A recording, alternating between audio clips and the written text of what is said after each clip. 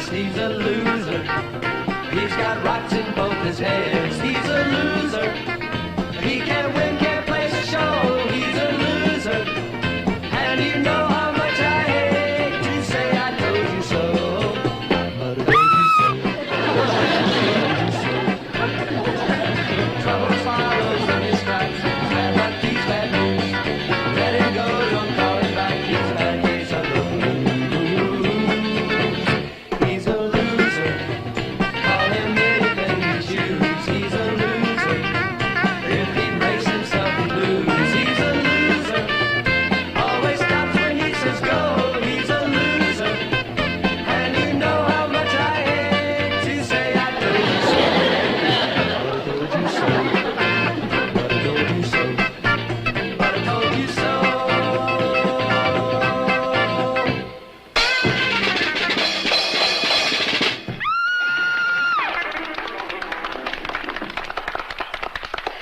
Well, that's it for tonight.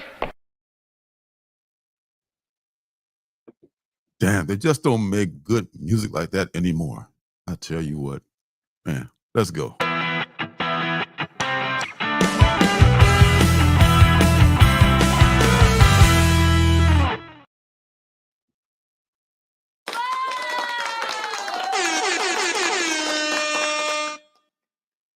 Ladies and gentlemen, the Mosquitos. Thank you, thank you, thank you. Hold your applause for the very end, please. What's up, everybody? I'm Lorenzo. This is my comic book son, Marcus, aka Circumstances, and we do this thing every week that we call the Wednesday New Comic Book Day live stream, and it is, of course, brought to you as it is every week by the Alternative City Shop. I not only love reading indie comics, but I've self-published several indie comics of my own. You can find them on my Alternative City Shop, which has a link below this video. There, you'll find, along with my comics, t-shirts, stickers, and mystery boxes, you'll find pins and magnets that I call CBOs, or comic book originals, which are buttons, magnets, and pocket mirrors that I make from superhero comic books. These are one-of-a-kind items made from images cut directly from comic books, not photocopies, so each one is unique. Super. Don't come after them. Out on your life. Yeah, so man, things are happening, folks, and we'll get to that in a minute.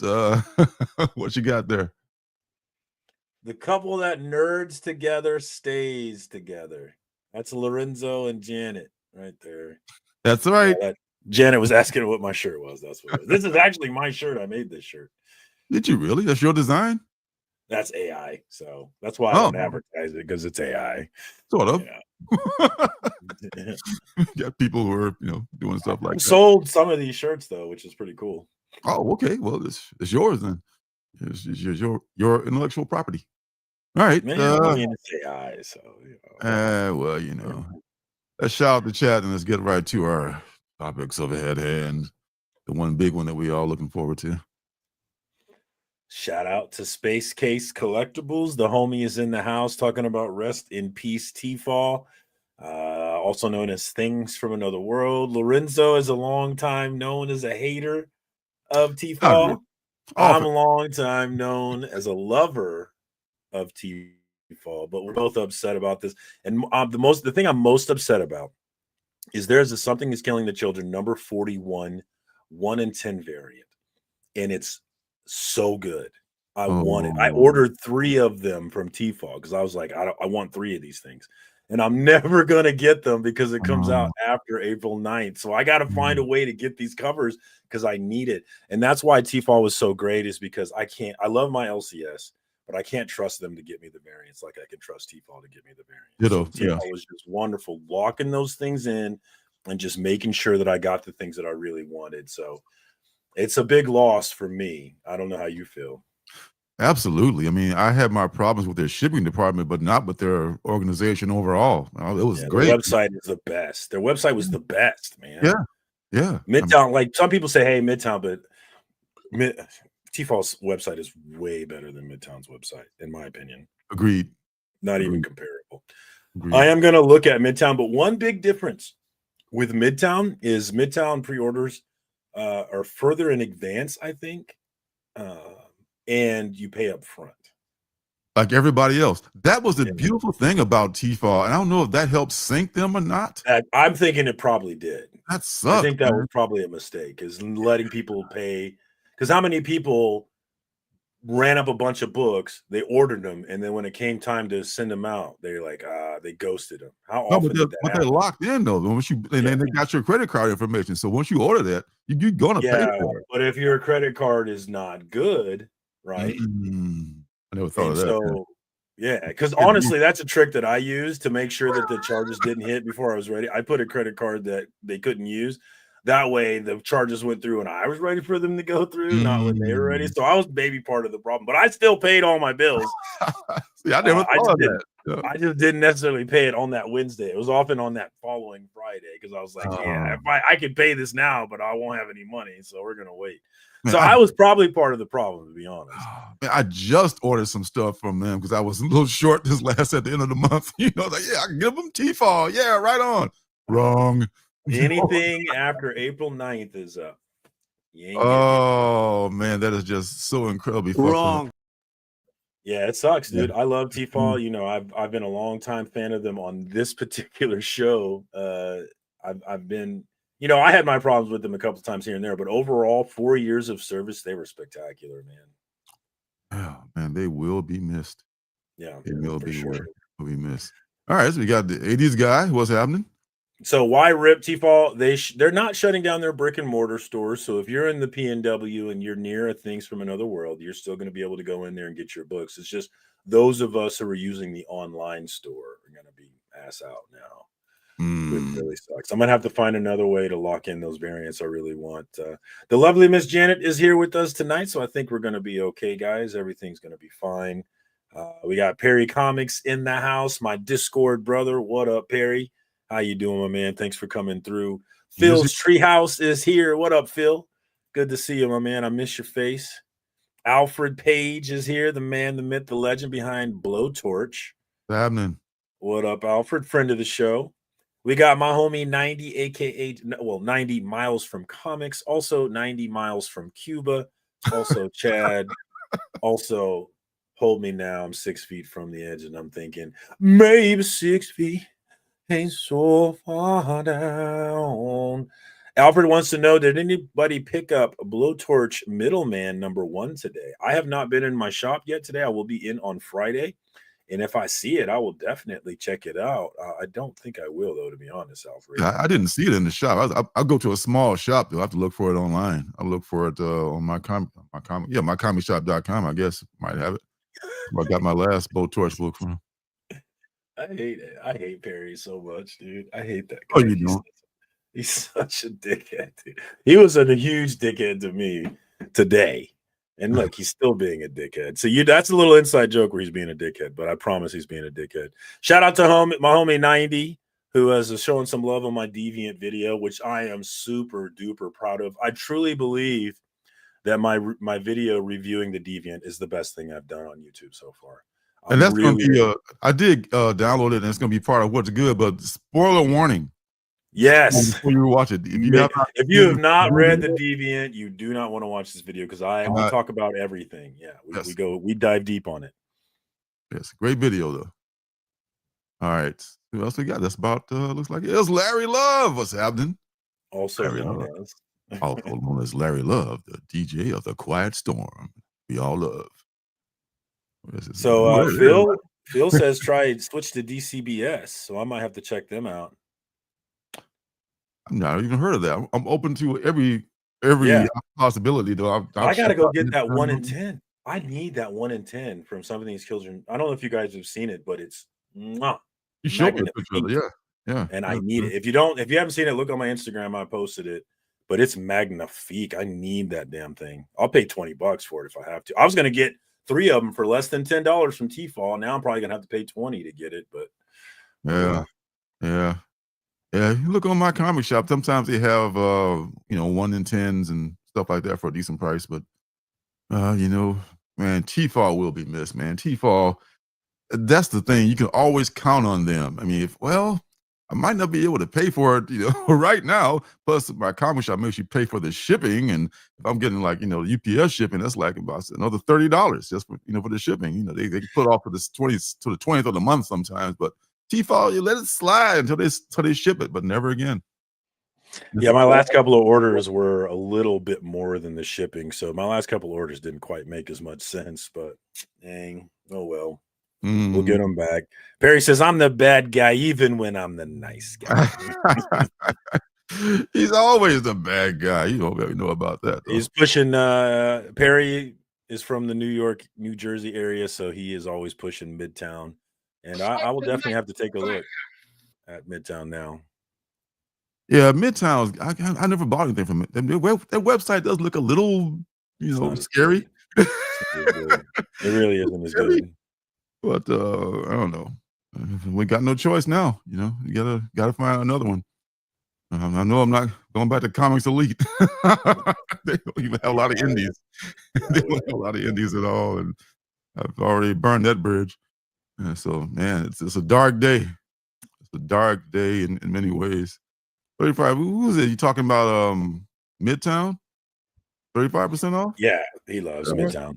Okay. Yeah. Well, my comic shop matches that too, so it's fair. I don't know how their prices are. As far as like the chase books, the incentives, you can get a real good deal on incentives at my comic shop if they're not sold out. They sell out so quickly because people know about those deals. But man, that's a big hole in the comic collecting community. I don't know who's going to fill that, and I hope they're not going to close their brick and mortar stores too, because they're not.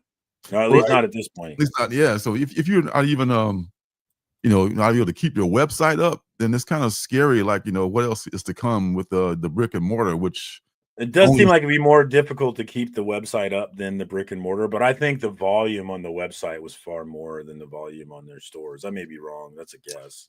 But you think that would support, you know what I'm saying? That would Yeah. support the website, but it must be something is up. It must be a deeper something else that we don't know about. 80s guys, he lives 15 minutes from Midtown, but he still uses T-Fall. Enough said right there, right? I can spit on Midtown from my house and I still use T-Fall. Man, that does say a lot.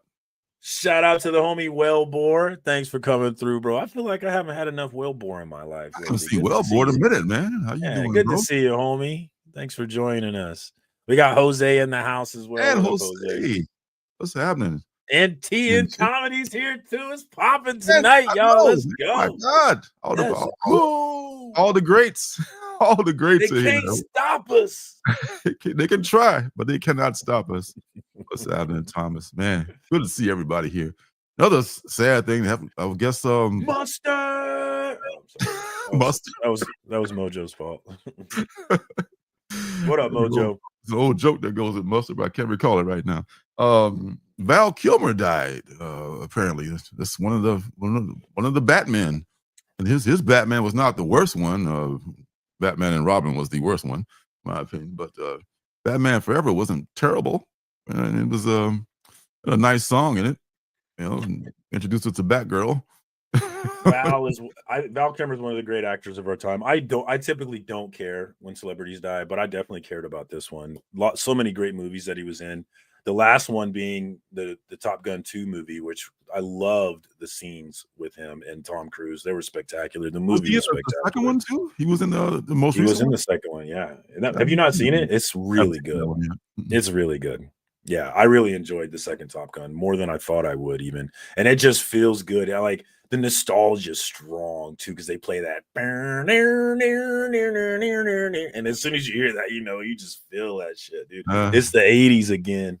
So yeah, he was great in Top Gun. Mojo mentions my favorite. It probably is my favorite role. Tombstone, his role is Doc Holliday.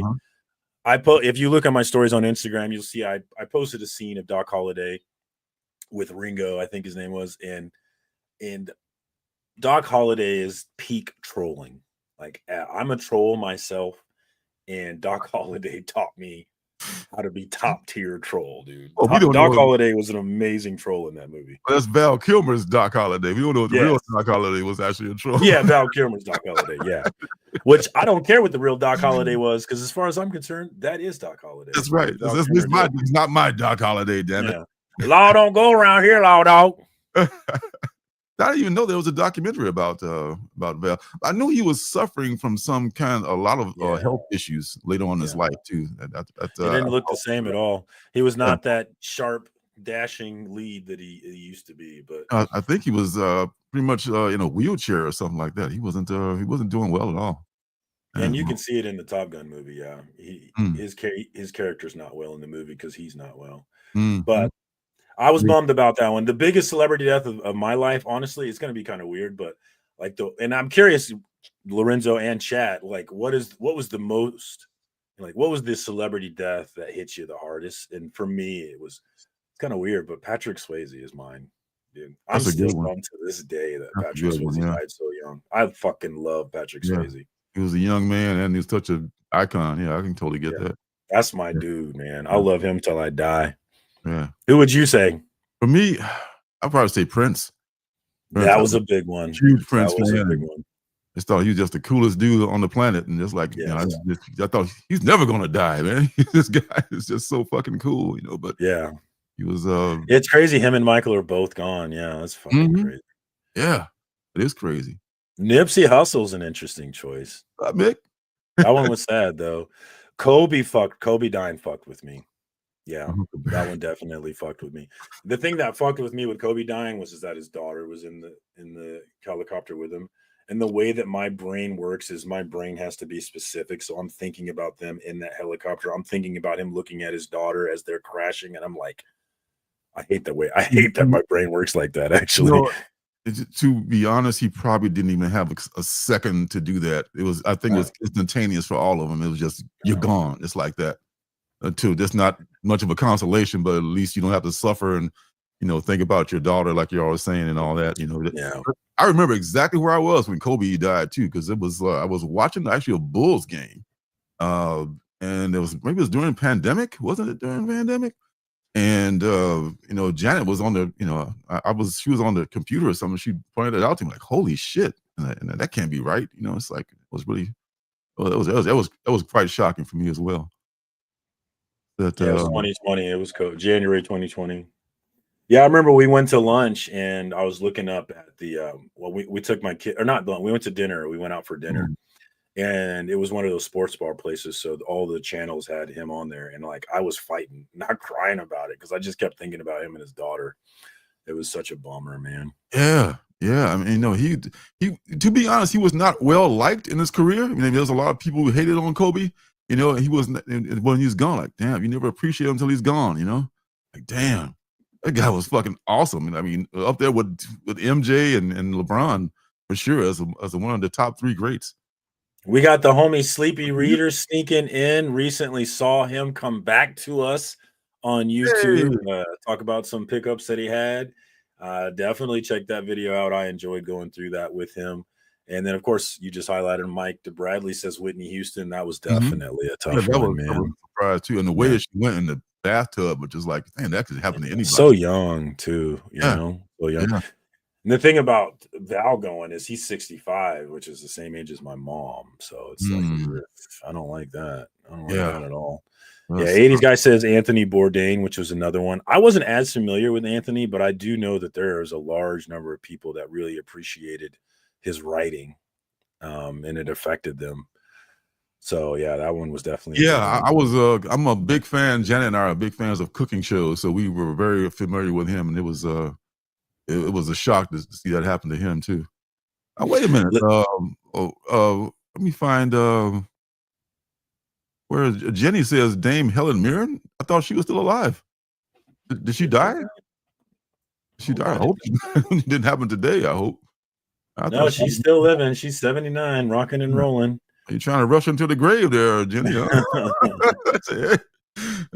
was that? Mark Twain? Is that reports of my demise are greatly exaggerated? It was somebody else who said that. Larry Love mentions the astronauts, I'm assuming from the Challenger. And we were actually talking about that recently too, is what are the moments in your life where like everybody knows exactly where they were when they heard about it? Really, the only one for me is 9/11. I Yeah, can't think of really any other big ones. I remember 9/11 very clearly too. That's another story. Everybody, yeah, if you were alive, you remember Yeah, 9/11. I was actually a student at DeVry University in Chicago. Big mistake. First of all, I should have been going to that school. But everybody was like standing in the lobby, like watching around, watching the TV. And I was like, "What's going on? What's happening?" They're stunned looks, like the space shuttle blew up. What the hell, man? I remember those. That's one of those places you remember too. Yeah, one of those things We you got remember. we got Swords Forge sneaking in. What up, Swords Forge? Word.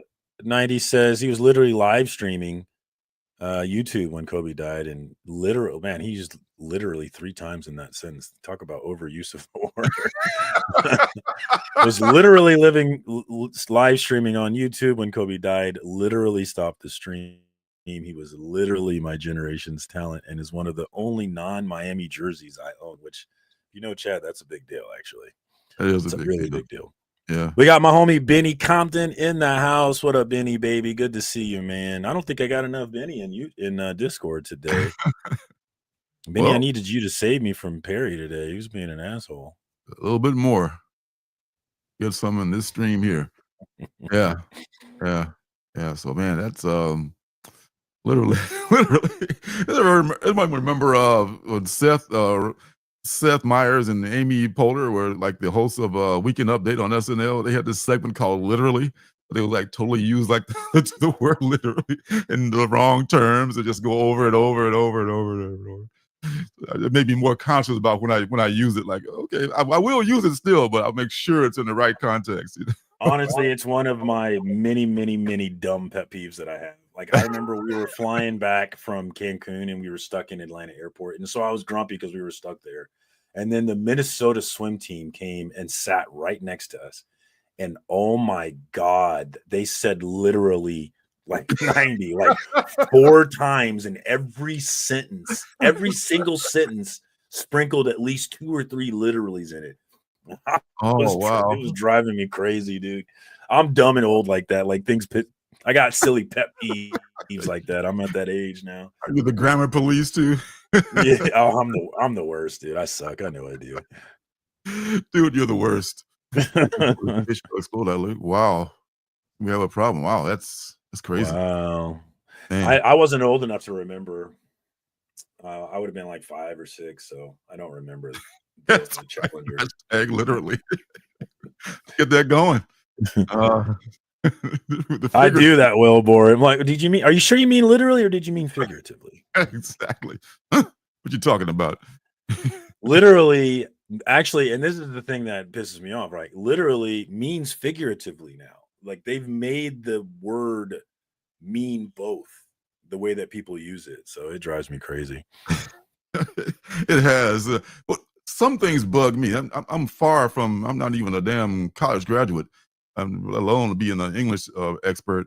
But some things bug me, like the use of the word TO, TOO, and TWO, and even more so YOUR and YOU''RE. I mean, come on, man. That's 3rd grade stuff. Come on, I'm man. also an asshole Come about on, both man. of those things. If you do that, I'm going to be unfairly judging you. No. And I saw like in a comic book, like they got, oh my God, this book needs an editor. Somebody just needs to just stop this person from doing that. Literally means literally. That guy's the worst. Watching challenges, man, it brings back memories for everybody right there. Wow. Oh, you did it. Davey did it on purpose, I'm sure. You're not wrong. That's right. Even a text, I don't care. Spell that shit out. YOU''. I'm the same way. Like if you spell UR or your and it's YOUR, yeah. Yeah. I'm dumb. I'm silly like that. Because you know what they mean, right? What's the big I deal? know what they mean, but I'm wondering, the difference. I mean, this person that you don't know, you see a person on the internet. This person you know, you give them some slack, but the person online, like, oh God. There you go. We're at Wilbur's adding there in there now.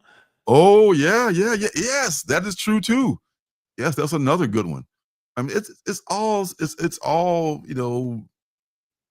simple stuff. I mean, we can all do this. I mean, just the deterioration of the language.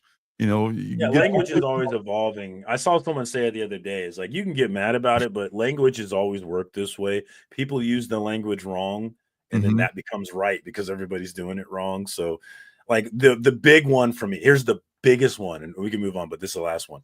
mhm. Irregardless.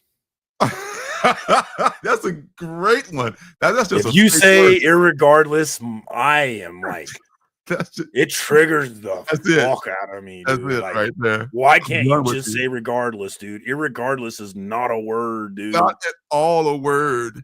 Not at all. That's just I a actually made up got in thing. an argument with a bunch of my friends at a Kansas City Royals game. We were tailgating, and I was literally the only person saying it wasn't a word. No Everybody way. else was saying that irregardless was a word. Oh. And here's the fucking kicker is what do? We look up the dictionary. And damn it if the word's not in there as an informal word. And so I lost the argument because the damn word's in the dictionary. So I think you sound like a complete No. idiot if you use the word irregardless because there's no reason to not just say regardless. Regardless. And I heard like Dan, I used to listen to a blogging heads, and Dan Dresner, a professor who's astronomically smarter than me, used the word irregardless, and I was just dumbfounded. How can you use this word? I don't understand. Are you trolling me, Prof? Is that what's happening here, or do you really not know? Oh yeah, yeah. But some people say it with such confidence too, like, well, regardless of that, like, oh, come on. It's a combination of irrelevant and regardless. I don't know. I don't know. I don't know what the thinking there is. I Yeah, don't Damien, I think that's just an old person thing. We're just old. We gotta get with the times. Beckerman, I'm gonna have to talk to David about not doing that for you. It's David, ridiculous. oh God, what up, Beckerman? Well, if you were over this way, Beckerman, you should hit me up, man. I would have brought you the deviant. That's a bummer. Oh well, he doesn't have the deviant. No, Not I me. was gonna give it to him so he could be in my video, but I already made the video. But I still want to give it to him. Oh yeah, yeah, yeah. Yeah, I mean, I wouldn't mind being in there too, man. But you sent me Yeah, I this was late. transition Yeah, position, like, whoa, what's up? yeah. Well, you didn't have to answer all of it, right? You just pick the ones you want to answer because those are going to give me the best answers that I can probably use. So when we do this again, because I will do it again, just remember you don't have Fair to warning. answer everything. Just answer Okay, the stuff you want to answer because okay, that's going to give me the best material that can make it into the video. So. yeah. Oh, see, 90 just put another one. He said, I could care less. That's another one. It's I couldn't care less. If you say Exactly. I could care less, you're saying you care, right? Actually, Which is can care less. yeah, Yes, that's another one of you mine. think about it. Yes, that is correct. Yeah. So I couldn't care less is also a misquote. Who pronounces the L in salmon, dude? Who does Oh, that? oh, I've oh! never heard this one. This is a new one for me. On the cooking What do they show that say? we were watching, Salmon? this woman kept saying salmon and nobody corrected her. I burned my salmon and I just like, oh God, isn't somebody going to just tell her? I guess like, they end up just eliminating her. Like, just for use of the word. I do get the sense that there is a dumbing down going on. Oh, you think? The idiocracy is happening. Oh my, I guess it's been happening for decades and the results are showing. Didn't I show you the beginning of that movie? The beginning of that Idiocracy? movie where it explains how the idiocracy, they have this smart couple who are like, we're gonna have kids, but the situation has to be right, blah blah blah, and they just end up never having kids because they're always rationalizing why it's not time. And then you have the lower education, lower socioeconomic, who are like, "Woo, I'm fucking you," and they're just fucking reproducing like a motherfucker. This is Yep. how the idiocracy Yep. happens. Or some schmuck that ends up gets a call one day. Guess what? You're the father. Congratulations. Happy Father's Day. Good. But I wasn't even trying. Oh, I know. Yeah, I Okay, know. we can give grandma a pass. Then. Yeah, Definitely. old folks, you can let them slide. Folks that were old when we were young, at least, Old folks now should know better. What Look you got at there? speaking of Sinopa, we got Tibby. on my wall right there. I love this. Ah, So I was like, I got to put this on my wall. I freaking love it. And then we got uh-huh. Tibby. Let me see here. She's over there too, looking sexy as fuck, isn't she? Holy shit. Don't she look so good next to my Steranko, dude? I love it.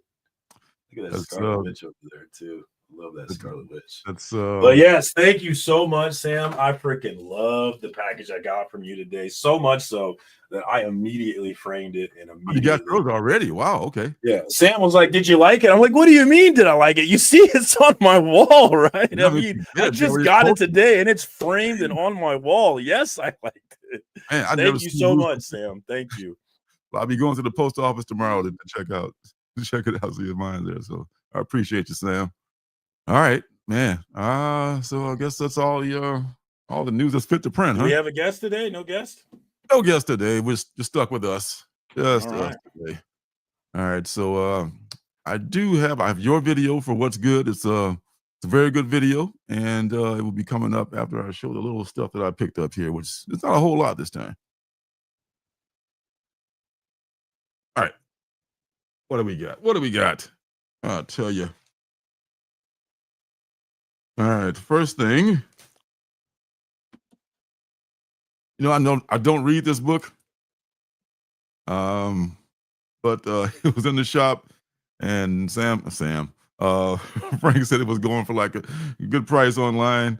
And I know you're gonna lie, I already put it up on eBay. So whatever I can get for it, we'll get for it. This is the Spoiler alert.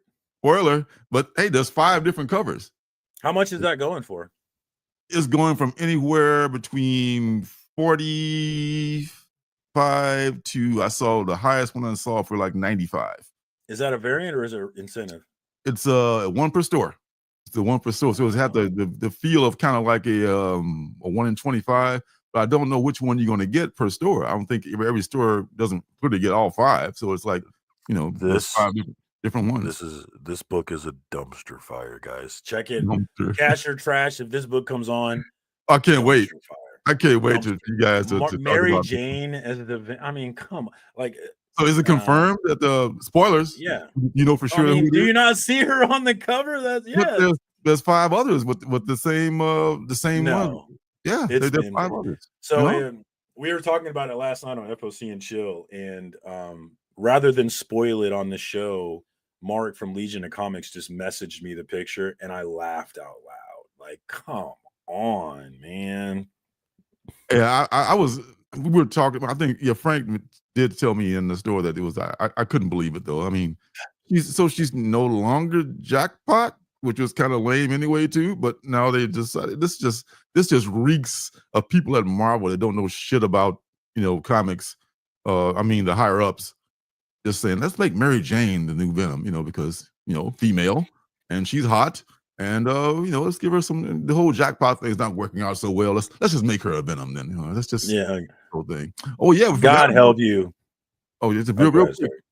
Richard Chamberlain. I forgot about him too. Yeah, I saw on Instagram that Elvira was talking about. She was a good friend of his. Y'all might not know who he is because he hasn't been around in the public eye for a lot. But this is a veteran actor, and he also died a few days ago. Okay, sorry. Go ahead. Yeah, I'm not familiar with him. Yeah, he's yeah, but if you're running out overpaying for this book, God help you, man. I wouldn't God do it. help you. Because 6 months from now, you're gonna get this book for $10. 6 months from now, she'll be a different hero. Be somebody else. This reeks of Marvel higher ups that's trying to make something out of nothing. But I'm trying to make a few bucks out of it, quite frankly. Good luck. ASAP. Buy it back 6 months later at a profit. Yeah, I can probably find it for like $5-10 in 6 months, but don't tell nobody because I want to sell it. Got my bag. All right. Next one that is not a 1 per store. I don't know why I bought this. It's another one. I'm so sorry. I feel like such a schmuck for buying this, but I feel like Riri is a great character, and this is probably a bad book, but because it's a Marvel book. First of all, it might be good, but I think they're so underutilizing Riri and America Chavez. They need to, hopefully they stop making, Mary Jane into different characters, they can do something with those two characters as well. So this is another bad chemistry, probably like, I don't know if it's a one shot or a short series, but it's probably one of the two with Riri. Silly She has comic her book, fans. silly comic book fans. Yes. Stupid sexy Flanders. Yes. All right. Also, that's all for the Marvel. Super duper, etc. Absolute man. Welcome to Smallville. This is number 6. It looks like he crash lands in Smallville as not quite a grown man, but not a baby. And without a rocket ship. Next. Was he? I think Was he in that's Star about the Trek? Star Trek. Yeah. Really? Well, I didn't know that. Oh, see, I'm not a big Star Trek fan, so I didn't know that. All right, well, right on, man. RIP. This one I was trying to think of was Far Sector last week, and I was trying to say this is the new Green Lantern. She's a girl from what's that thing that the other Green Lantern is Far Sector. And her name is Joe something, I think. So Green Lantern fans out there, I know you're numerous. You can probably tell me what her last name is, but look, I saw the preview of this in Ultimate. Here I go again. With an absolute Martian Manhunter. They had like a 3 or 4 page preview of this. Look not bad. It looks not bad. That's a good ring endorsement. Al Yeah. Ewing is writing it. Yeah, I saw Al Ewing talk about that book, and he very much talked about how he was going to do Immortal Thor, Immortal Hulk type things with this book. So, and I'd missed out on that, so I was like, let me give it a try with this. Plus, I'm buying all the Absolute stuff. I want to check it all out. So, Me too. I mean, at least buying the first ones with all of them. did Yeah, you you're get right. Did you read Martian Manhunter by chance? I did. It's going to be part of my what's good. Yeah. Okay, I might build a review video about that one. I've already written the script. I just got to record it. Oh, okay. And you did a great job on that video, man. All right. This one is the last week's ultimate. Last week's, I should say, penultimate book. Not ultimate, but penultimate book. It's Pastime about the You've already vampire. reviewed this one, right? Didn't I see you review this one? No. Oh I no, it was the penultimate. It was the Penultimate, penultimate. yeah. That's what it was. And I meant to make a video about it because nobody makes trailers anymore. So, yeah, but this looks. That's what it was. Yeah, you only got the B cover of this one, but it's just as good as the A cover, I think. So it's fine. P4, you never know what you missed till it's gone, man. Because you don't know what you got till it's gone. Yeah. They paid paradise and put up a parking lot. They did, and I had a problem with their shipping sometimes, but man, the operation overall was man, top notch. Yeah, I can't. I got all my popcorns from Tfal, so I can't send you any more popcorn packages. Oh, I'm gonna miss that. This was a runner-up for last week's penultimate book. I Was a Fashion School Serial Killer. This is the team that did my favorite. They did a thing called Plush, and they all did a thing called, what was it? Plastic? Vinyl. Vinyl was my favorite. That was the first one they did, and that was with Wagner and Hilliard. They love the artwork and the dark humor in this book. And this is some crazy kid making clothes out of people, but hey, those things. Oh man, this is from Skybound. It's doing great. I'm not a G.I. Joe fan at all so much, but I know this is the silent issue reprint, the reprint of the silent issue, which is kind of affordable, but it's not like super out of reach, like I don't know, Wolverine 181 or something. But I don't want to pay a lot to get that book. I can finally read that book now with this reprint, and it's got cardstock cover and newsprint interior. $3.99. $3.99 Marvel newsprint cardstock cover. Please take note. But I know you want to pump that extra dollar out of those facsimiles anyway. So there's no talking to these people. Just using us all as cash machines. Those bastards. Speaking of newsprint, Monkey Meat #2, the new batch, is also on newsprint by my guy Junie Ba. Junie. This is a very satirical funny book that I love so much. Lucky 13 again this week. 13 books again. So with that number. This is the second printing of the Seasons, which I'm enjoying a whole lot of number one. Second print of number one. Good looking cover. Yeah, I bought that one from T-Ball. I'll still get that one though. Because Thankfully. it's released today. Yes, right? Yeah. Oh man, I got so many books that I just ordered. I'm not going to get now. Oh well, it is what it is. Must be God's will. Lucky Devils number 3. Ooh, what cover is that? This is the B cover. This is the only one that they had at the shop. So sometimes Frank makes an aesthetic choice. He's like, you know what, I only like this cover. So he buys only one cover for the whole shop, and hey, you take it or leave it. So I took it. It's a nice cover though. Very nice looking cover. And this is going to be in my collection anyway. Sometimes when I sell stuff, I like to have the A covers, but stuff that I'm going to keep, I just want the nicest looking cover for me. From the world of minor threats, I have not read even the first issue of yet because I'm so far behind on the minor threat stuff. The Brood at number 4. But this universe is growing by leaps and bounds. Quickly.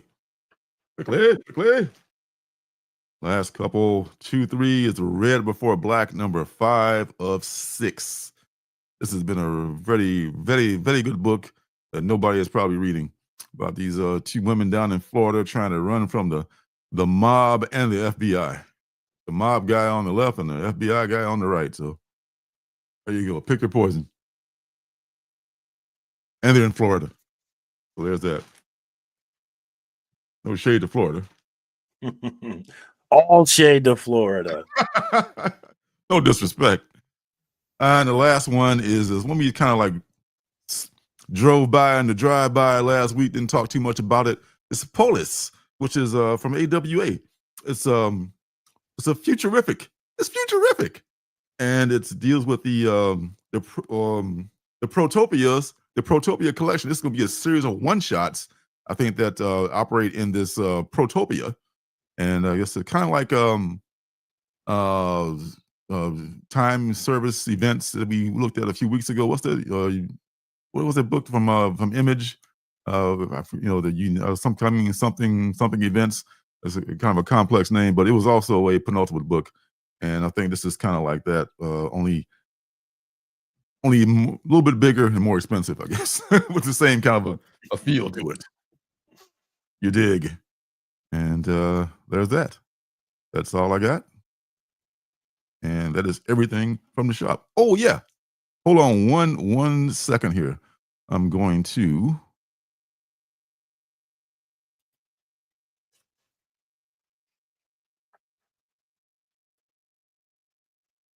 What the hell?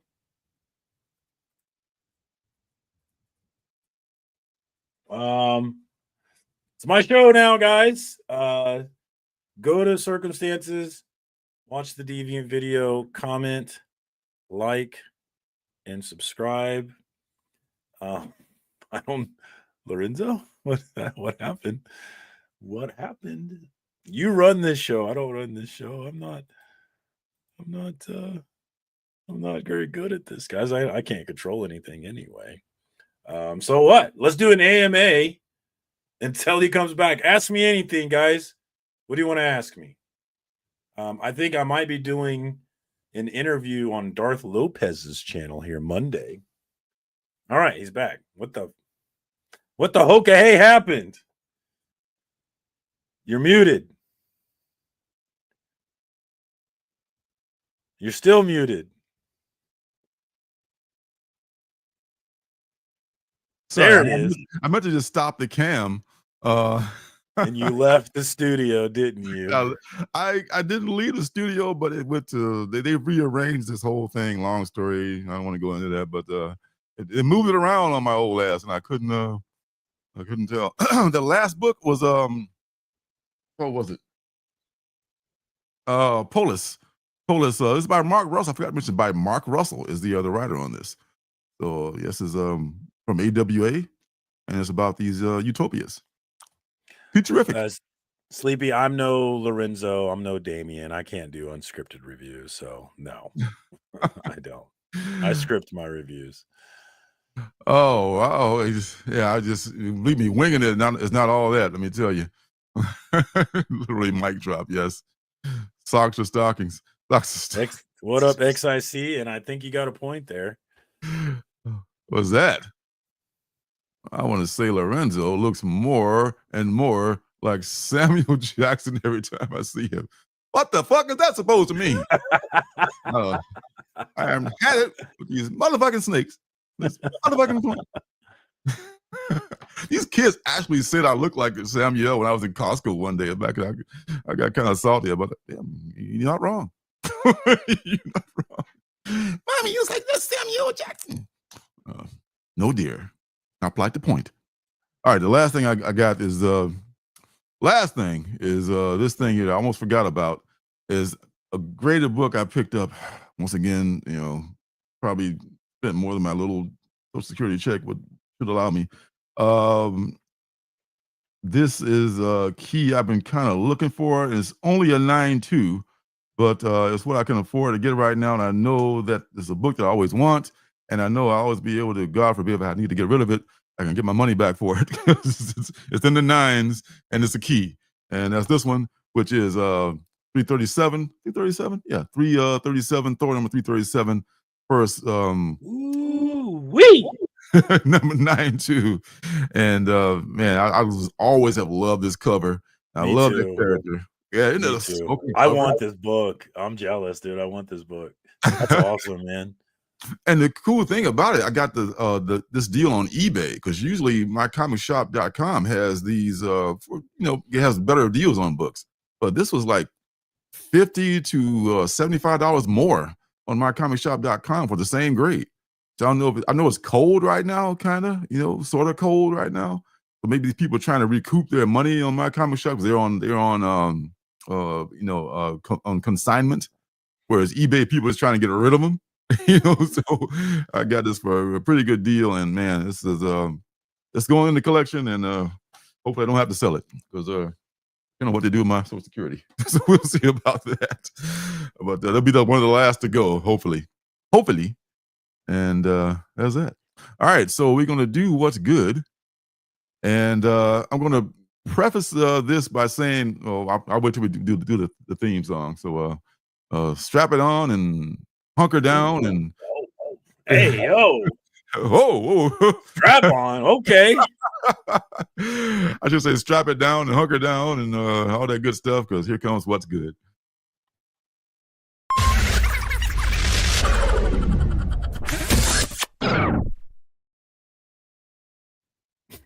All right. So yes, this review of the Deviant. Issue 9 came out a couple of weeks ago. And it's you guys know I'm a Tynan stan. I love most things Tynan. I particularly love this book. Right from the beginning, it feels like a movie that should be made. And I just love the whole vibe of this book. The art from Joshua Hickson just really works in this book. And I'm really, really proud of this video that me, Cliff on Comics, and John's Comics with Kids put together reviewing this. Right. So get your popcorn, and once again, if you have not seen it, if you have not read the book and you want to read the book, you might want to, step out and turn the volume down, or it's 9 minutes and 1 second long. We'll 9 minutes and 1 second long, so you got time to maybe go down the street and get some beer and come back. So it depends on where you live. So, but if you have read it, I advise you to watch this because this is a great video, and man, here it is. What happens when your first realization of who you are is tied to something monstrous? For Michael, discovering his queerness came not from love or acceptance, but from whispers about Randall's crimes. A story that framed being gay as something dangerous. But The Deviant is not a murder mystery. It's a haunting journey into identity, obsession, and self-discovery, where finding the truth about yourself can be far scarier than finding a killer. The Deviant doesn't just explore queerness and deviance, it weaponizes that tension to show how dangerous societal narratives can be. What stands out to me is how Michael internalizes that fear so deeply that it doesn't just shape his identity, it limits his capacity for intimacy. Look at how Michael pushes Derek away. His inability to fully trust or let Derek in is a direct result of associating his queerness with danger. Michael doesn't just fear being seen as a deviant. He fears that embracing his identity might hurt the people he cares about. And that's where the deviant really hits hard. It asks what happens when fear not only distorts how you see yourself, but how you let others love you. That's the emotional core that lingers long after the last page. I think my favorite stuff is usually connected with the time jumps and the way they explain or expand upon emotions that characters are dealing with in time. So it gives it that almost True Detective, I guess, kind of vibe where characters can be informed by the past, and yet we as the reader can see how that has impacted their decision making and the kinds of people they are. Welcome back to the channel, everyone. Today we're diving deep into The Deviant, a psychological thriller from James Tynion IV and Joshua Hickson that blends horror with emotional depth in a way that leaves you thinking long after you turn the last page. Set against the chilling backdrop of Milwaukee during Christmas, past and present, Deviant tells the story of Michael, a man haunted by his own identity, as he uncovers truths that force him to confront not just a killer, but himself. At its core, The Deviant explores the intersection of queerness and deviance, and how societal narratives can warp self-perception. Michael's obsession with Randall, the convicted killer from 1973, is not about solving a mystery. It's about confronting the fears that have shaped his identity since childhood. Michael grew up in Milwaukee during a time when being gay was whispered about like a scandal, something dangerous, something deviant. His first exposure to queerness came through the chilling lens of Randall's case, an association that planted seeds of fear and self-loathing. This fear followed Michael into adulthood, making him question whether his desires were somehow wrong. And that's where his obsession with Randall begins, not as a search for justice, but as a desperate attempt to understand himself. But while Michael's obsession is about self-discovery, Roger, the 2023 killer, represents the darker side of obsession. Roger, a prison guard obsessed with Randall's past, was consumed by desire for control. He didn't want answers. He wanted to own the narrative of the deviant killer, molding it to fit his twisted desires. Both Michael and Roger are obsessed with the deviant killer, but for entirely different reasons. Michael's journey is about peeling back layers of fear and shame, while Roger's is about power and manipulation. One seeks understanding, the other seeks control.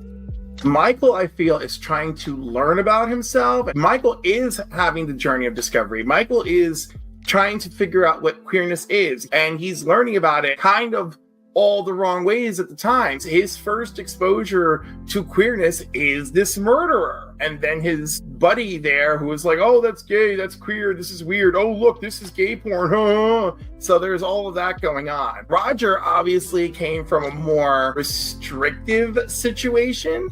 And one thing with this series is we do not get to know too much about Roger. What we do know is that for Roger, it's about power. He does share that with us in the final issue. You must have felt so powerful. Roger's journey, as dark as it is about having power over his perceived deviance. Michael's obsession is vulnerable. He's trying to understand something that terrifies him. He's peeling back layers of fear and shame, and that's a process that requires openness and pain. Roger, on the other hand, his obsession is defensive. It's about taking control of a narrative that scares him. Roger doesn't want to confront the truth. He wants to reshape it, to own it. And that's the real danger with Roger.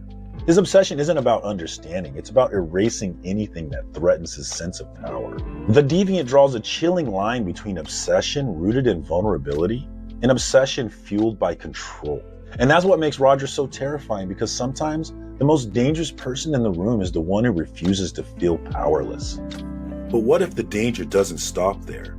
What if the true killer of 1973 is still unknown? To fully appreciate the emotional weight of The Deviant, you have to understand the characters who drive the story. Michael is our protagonist, a man haunted by internalized fear and self-doubt.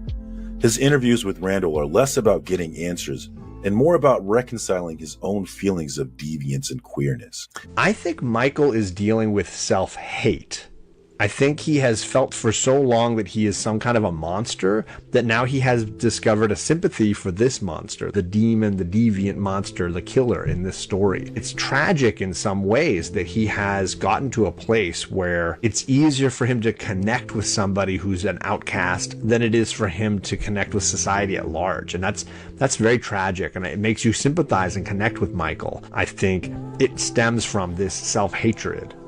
Agent Hall, an openly gay and confident FBI agent, serves as a foil to Michael.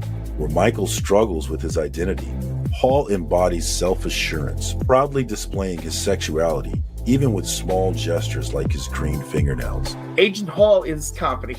He's self-assured. He is fully realized in who he is. Part of his journey appears to be that there was no time for self-realization. It's like you are what you are, and that's it. I feel his effect on Michael is Michael seeing someone so self-actualized that it's a motivator for him. What's fascinating about Agent Hall for me is that his confidence isn't just a foil to Michael's insecurity. It's a reminder of what Michael believes he can never be. Hall is unapologetically himself. He exists in a space where queerness and power can coexist, which is something Michael never imagined was possible. But here's where it gets interesting. Hall's confidence isn't just inspiring, it's alienating. To Michael, Hall feels like an impossible standard. It's not just that Michael wants to be like Hall, it's that he doesn't believe he can. Hall's presence forces Michael to confront the idea that maybe the world he's feared isn't as unforgiving as he was taught to believe. And that's a terrifying thought, because if Michael's fears were wrong, then what has he been running from all these years? Randall, the convicted killer, becomes the lens through which Michael confronts his fears. But despite being labeled a murderer, Randall never confessed to the 1973 killings, leaving the truth shrouded in doubt. Roger, the 2023 killer, is a twisted mirror of Michael. His obsession with Randall leads him down a dark path, one that turns deadly when he seeks to recreate the past. And yet, the most chilling question remains unanswered. Who really committed the murders in 1973? All right. If The Deviant continues in another volume, I think a great book for Michael to write is a follow-up to the 1973 murders, because why should we not try to help Randall in the present and clear his name? There is stuff clearly there from the past, like the dude who's killed in the department store Santa chair.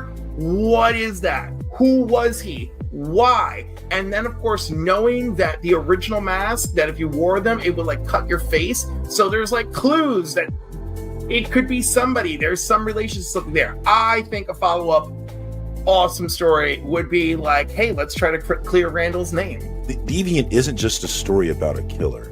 It's about the monsters we create when we let fear define who we are. For Michael, confronting the Deviant killer was never about solving a mystery.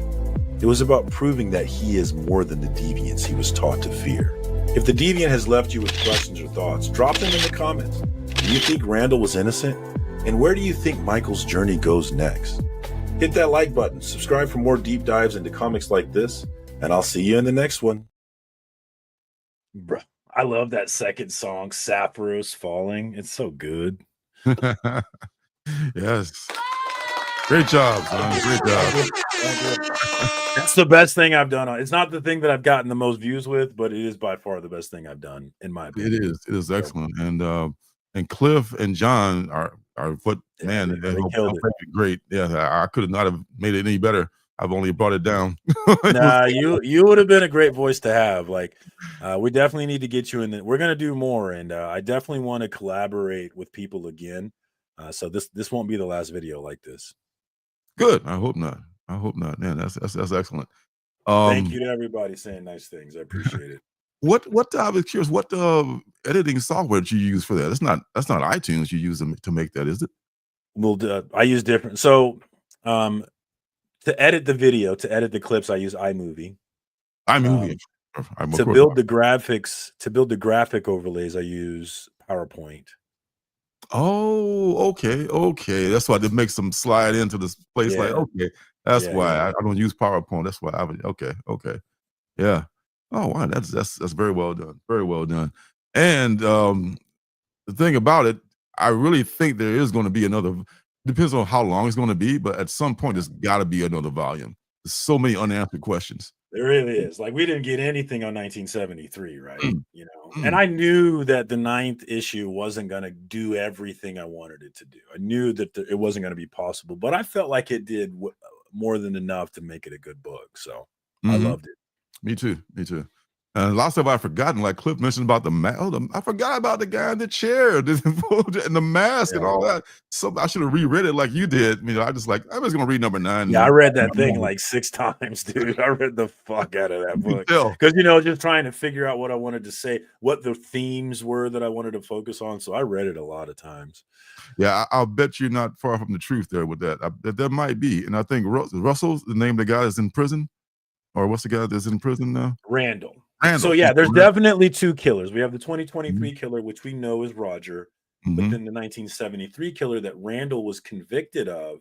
You might think that Randall did it. I don't think he did, I don't but think he did. it's not outside the realm of possibility that he really is guilty. I really don't think he is, but it's very possible he is. Yeah. Yeah. And so there's definitely 2 killers, 73 and 23. Mhm. Yeah, I really think that's gonna, man, just a question of when they make it, you know? Maybe it takes some, because he's so busy right now, he probably doesn't have time to even just write it, but he's probably got it in here somewhere like, "Oh, yeah, I got this place I wanna go with that at some If they point." do, I need Joshua Hickson back on the art. It's got Joshua Hickson gotta definitely be gave a Hickson. thumbs up.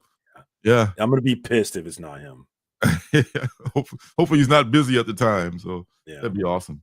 All right, well, I hate to follow that, but then let me see what I got here to just pull out of my you know what here. And the first thing I want to talk about is the Martian Manhunter, the absolute version, that is.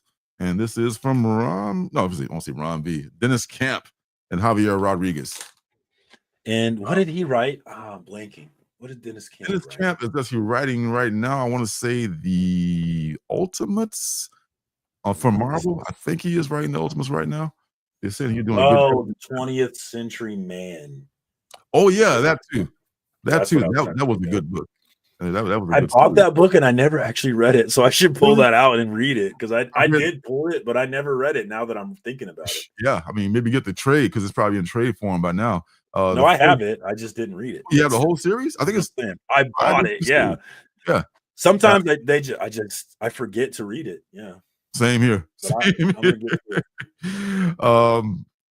Martian Manhunter, I don't know much about him other than he's green, he's from Mars, his name is John Johns or John Jones on Earth, and doesn't like fire. But you don't even have to know anything about that character to jump into this book and enjoy it. To You really begin, don't. And that's the beauty of the absolute. I'm sorry, isn't it? but that's the beauty of the absolute universe. Yeah. That's their intent. Yeah, like people that, it's too much legacy with DC and Marvel. So we want people to just be able to just buy our books and jump right on in. Yeah, the art, XIC, the art is crazy in this book. Oh my God. It's like color therapy. I always say that. And the first page, you can see John Jones, this person on Earth who was an FBI agent, is caught in an explosion in a coffee shop. And miraculously, he survives. When we joined the story, he's at the doctor's office. He was saying, like, they're like, wow, you're in really great shape to have been in an explosion. And he knows that he's like, he can hear the doctor's thoughts. And it looks like smoke. There's all this colorful smoke everywhere. Everywhere he goes, it looks like, but he just lights up his cigarette and says, like, I guess the smoking is okay in the hospital because all I see is smoke. But it's not smoke. It's like something, I guess, the people's thoughts. You can see those now. He goes home and his wife is like, hey, you're not going to take any time off, no vacation. I thought we'd be able to go somewhere since you've been in a literal explosion. Like, no, I'll get back to work. And he just Yeah, he lies to her. Oh, yes. Well, yeah. Maybe that's a part of what his powers are. Now, I guess I don't know what Martian Manhunter's powers are in the mainstream universe, but he clearly is able to hear thoughts. And I guess I don't know what else his powers are, but he can for sure hear thoughts and maybe see these and see them as colors, which is like part of what makes this book look so beautifully Yes. trippy. Yes. The colors is like they put these beautiful primary colors up against the more muted colors, and they stand out as you can kind of like see what John is seeing, and his kid like does like I guess his kid makes little like dolls, and he made a doll of his dad and looked kind of like a creature from Mars, which is pretty cool. Um, Gosh, I mean, this is not a lot is revealed in here, but he's in like he goes back to the emergency room and he can see the doctors. That's like is really stressed out. He hasn't slept in days. Like, but everything is just like a thing to him.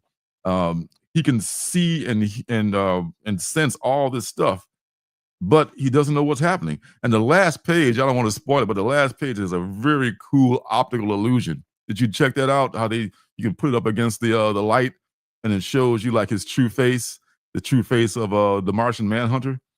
Very cool. And I don't want to spoil that for everybody, but it's almost like an interactive last page for this book. And this is the page also where I saw the preview of the um, Absolute Green Lantern. There's a preview of that in here too. You gonna say Can something? you really spoil a first issue? I mean, you can spoil a story, but can you really spoil the first issue? I don't think you can. It was. I don't think about like that really had an impact on me. So I don't want to like. I want other people to have that same impact. Yeah, Like yeah. when they see like, oh, that's pretty cool. Don't watch my reviews then, because I'm spoiling. You and Comic Time are the best at spoiling stuff, man. I tell you.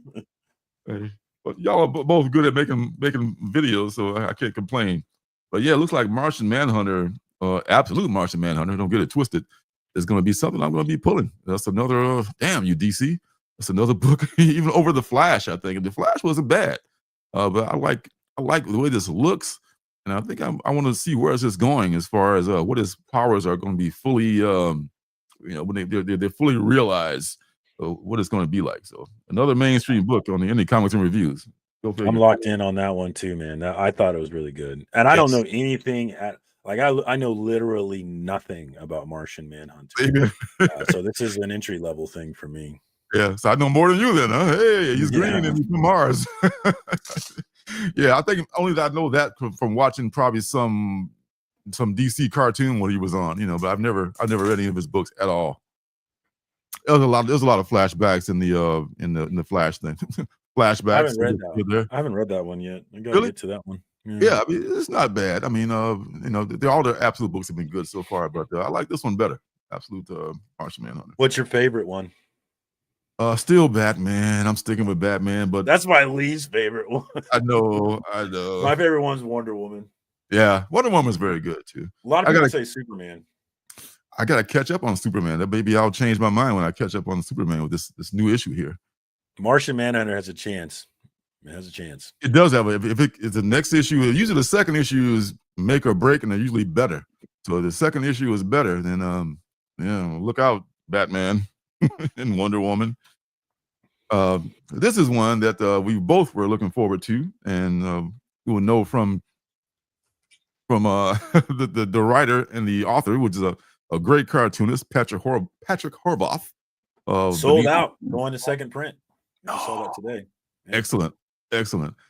Free for All by Patrick Horvath, the creator of Beneath the Trees Where Nobody Sees. This is a very different book. One that it is a one shot, which I do love one shots.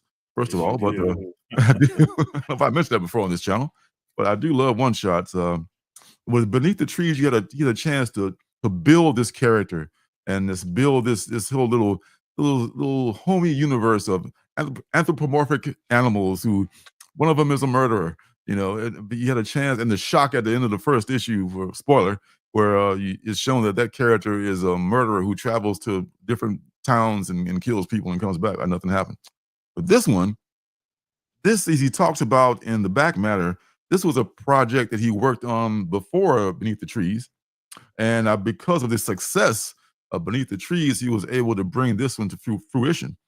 And this is a futuristic, in the future, what if all of a sudden greed is no longer good and all billionaires and trillionaires are forced in a random lottery every year to have to either give up half of their entire net worth or go and do battle for your life in the arena. And believe it or not, a lot of people would rather do battle for their fucking life in an arena than give up money they would never ever spend. So that's what happens. Because the crazy thing is, these people are so damn rich, they'll never spend that money. All their children will never spend that money. But it's just it's the sickness that people don't address, because it seems like everyone wants to be rich. So what's wrong with wanting to be rich? What's wrong with you communists, socialists? So I don't go down to that road too much, but let's just accept that this world exists. In this world, there's this arena, and they call it they call this thing the free for all that is exacted in arenas. And there's one guy named Ted who is, yes, one of the richest men in the world. Ted has decided that, you know what, I'm going to fight. And Ted is undefeated. Ted is like 22 or something like that victories. He's just like, just knocking them down, man. He's the king of the arena. And in the beginning, there's this poor schmuck who wouldn't give up half of his little fortune. And he goes in there, he's just like toast against Ted. He doesn't have a chance. So eventually, there's this this other woman who is also a billionaire. And it turns out she is Ted's ex-business partner and his former lover. So it was just inevitable at some point that it would get down to her. She's going to have to fight Ted in the arena. You might say, like, what chance would she have against this undefeated guy? Well, they're using like all kinds of other like tricks and gizmos and armors and things like that. So she would have a decent chance against him. And plus, she trained with some world-class athletes and such like that. But there's bad blood between these two, as you might imagine, because Ted fucked her over and took the fortune, but she's been able to build herself another fortune back up from her, I guess more or less health and fitness, and not fitness, but health management type of business that she's also become very successful with. So I guess she takes the thing just so she can have her revenge against Ted, because she probably would have donated her money, because you can live quite comfortably off that money that you have. But this is a personal thing now, and it's about the eventual and inevitable conflict, or I should confrontation, between Ted and his ex in the arena. I won't tell you who won, but it was a very good fight, and this is a good follow-up to Beneath the Trees Where Nobody Sees, because he already had it in the can. It was ready to go. He's probably working on something right now that's maybe like a serialized version of not of something, but of similar to Beneath the Trees, because that kind of a series really, I think it hits home if you have it into like 4 or 5 parts, 6 parts, something like that. But this is one shot is a really good placeholder, and it gets his name back out there, and it gets this project that he probably may not have seen daylight if not for his success with the other series. So yeah, I recommend Free for All. Absolutely, man. This is a fun book to read, especially if you're a anti-capitalist like I am. For sure, pick it up. Yeah, that's right, Jose. He's loving that too. Yeah, and you only wish that were real, because it's if billionaires weren't rich, they would just be people living in a house with newspapers stacked up to the ceiling. It's a different kind of hoarding, is all that is. In my opinion, billionaires and God forbid trillionaires should not even exist, because nobody becomes a billionaire by being fair. You fucked somebody over. You fucked many people over, in fact, to get those billions. Even if you inherited it. Your daddy did it. Just there's no way to become that filthy rich and not just be a complete bad person. I'm sorry. That's just my opinion. There's no single good billionaires. I don't know if I believe that. Oh, well, some may, like maybe Bill Gates has had Warren Buffett. They've had second thoughts about, maybe I should give something back. But you don't see Elmo saying that shit. There's Elmo, like the richest man in the world, taking money away from old people and starving children. What's up with that? That's a sickness, man. That's not healthy. You think if I was the richest man in the world, I wouldn't have a care in the damn world. Hey, how you doing?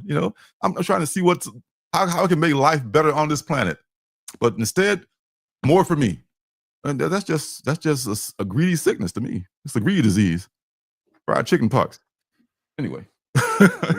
Greed is good. Greed is LL Cool J shout out if you get that one. Absolutely, man. Absolutely. What if what if I what That's if okay, Phil. We'll allow that. for $1 billion? If I ever got $1 billion, man, at my age, especially the odds of $1 billion to 1, I would probably give most of, not give it back. I would just probably use it to help the world. I would just make programs, make scholarships, and make things that can make the world a better place, rather than just like living in this giant mausoleum that's way too big for me, and just so I can impress people and say like, look what I got, but hey, absolute power corrupts absolutely. For real. But nothing wrong with making money and stuff like that, but there's a certain point where you just can't spend all that, man. I mean, what are you doing? What are we doing here? What are you doing, man? What are we doing? The Bronx Gandhi. For real, man.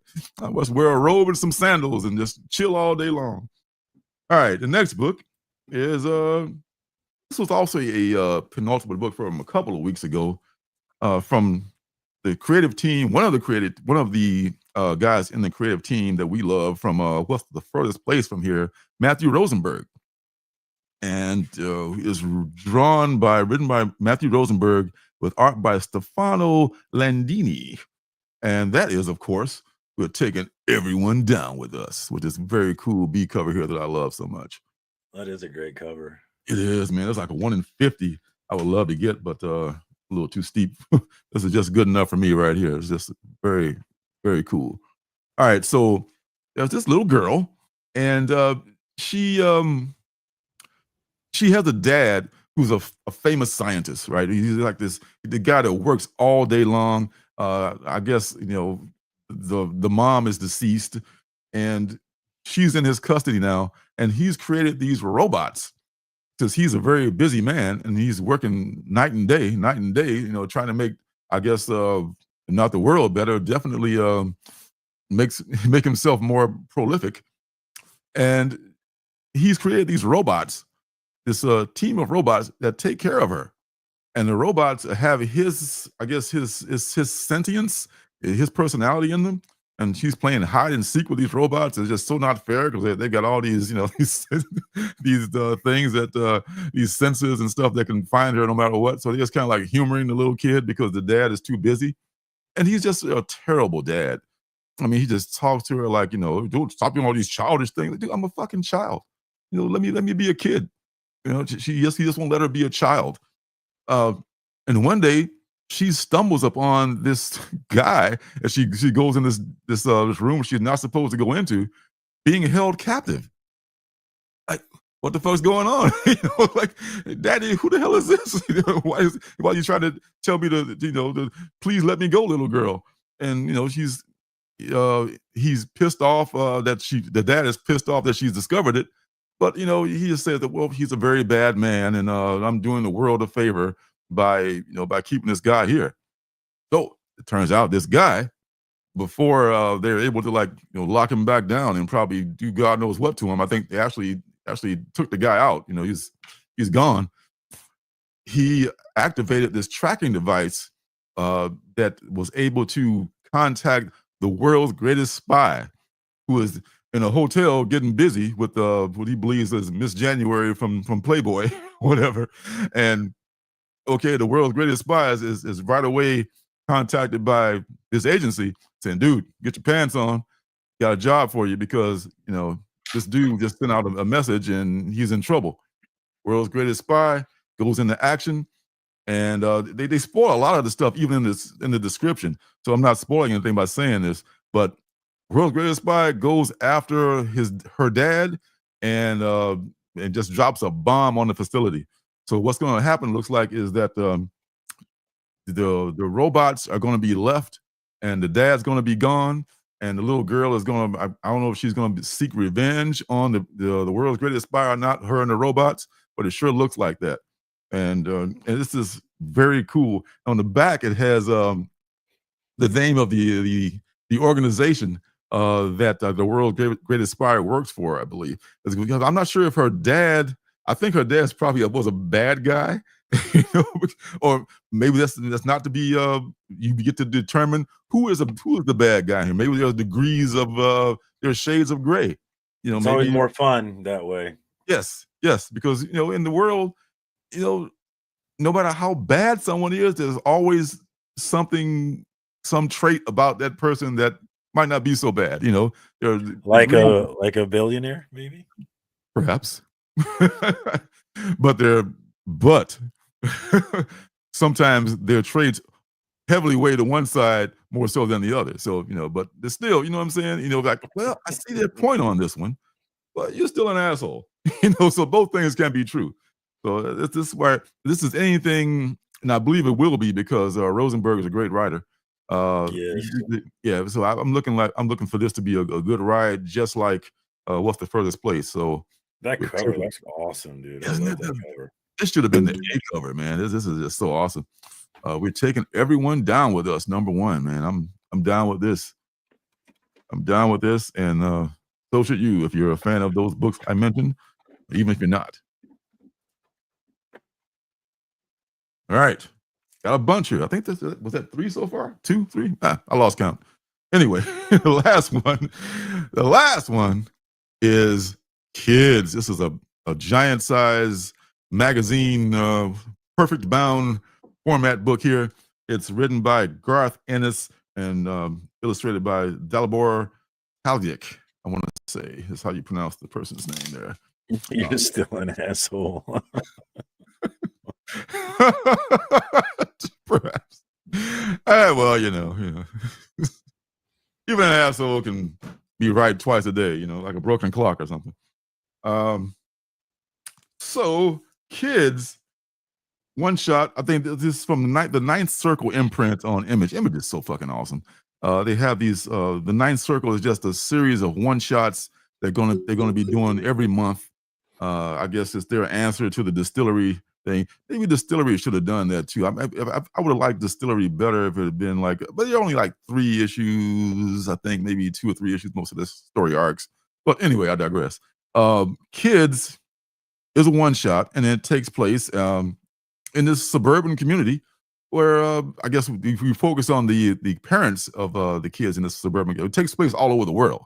This is an event that it happens like out of the blue. Like one night, all the children under, I think it was like maybe a year, 1 year of age, all of a sudden grow up and become big grown ass babies.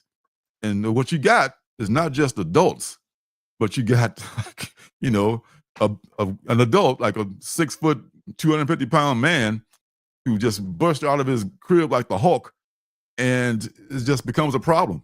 And in the communities where there's plenty of babies, which is all over the world, the babies just start rampaging. It's like, what the hell is happening? People say, "Oh, what you done with my baby? I mean, my baby is, you know, a big naked motherfucker running around like, feed me," crapping themselves and stuff. And it's just a nightmare for people. They can't even accept that their little sweet little newborns have become these raging creatures or whatever the hell they are.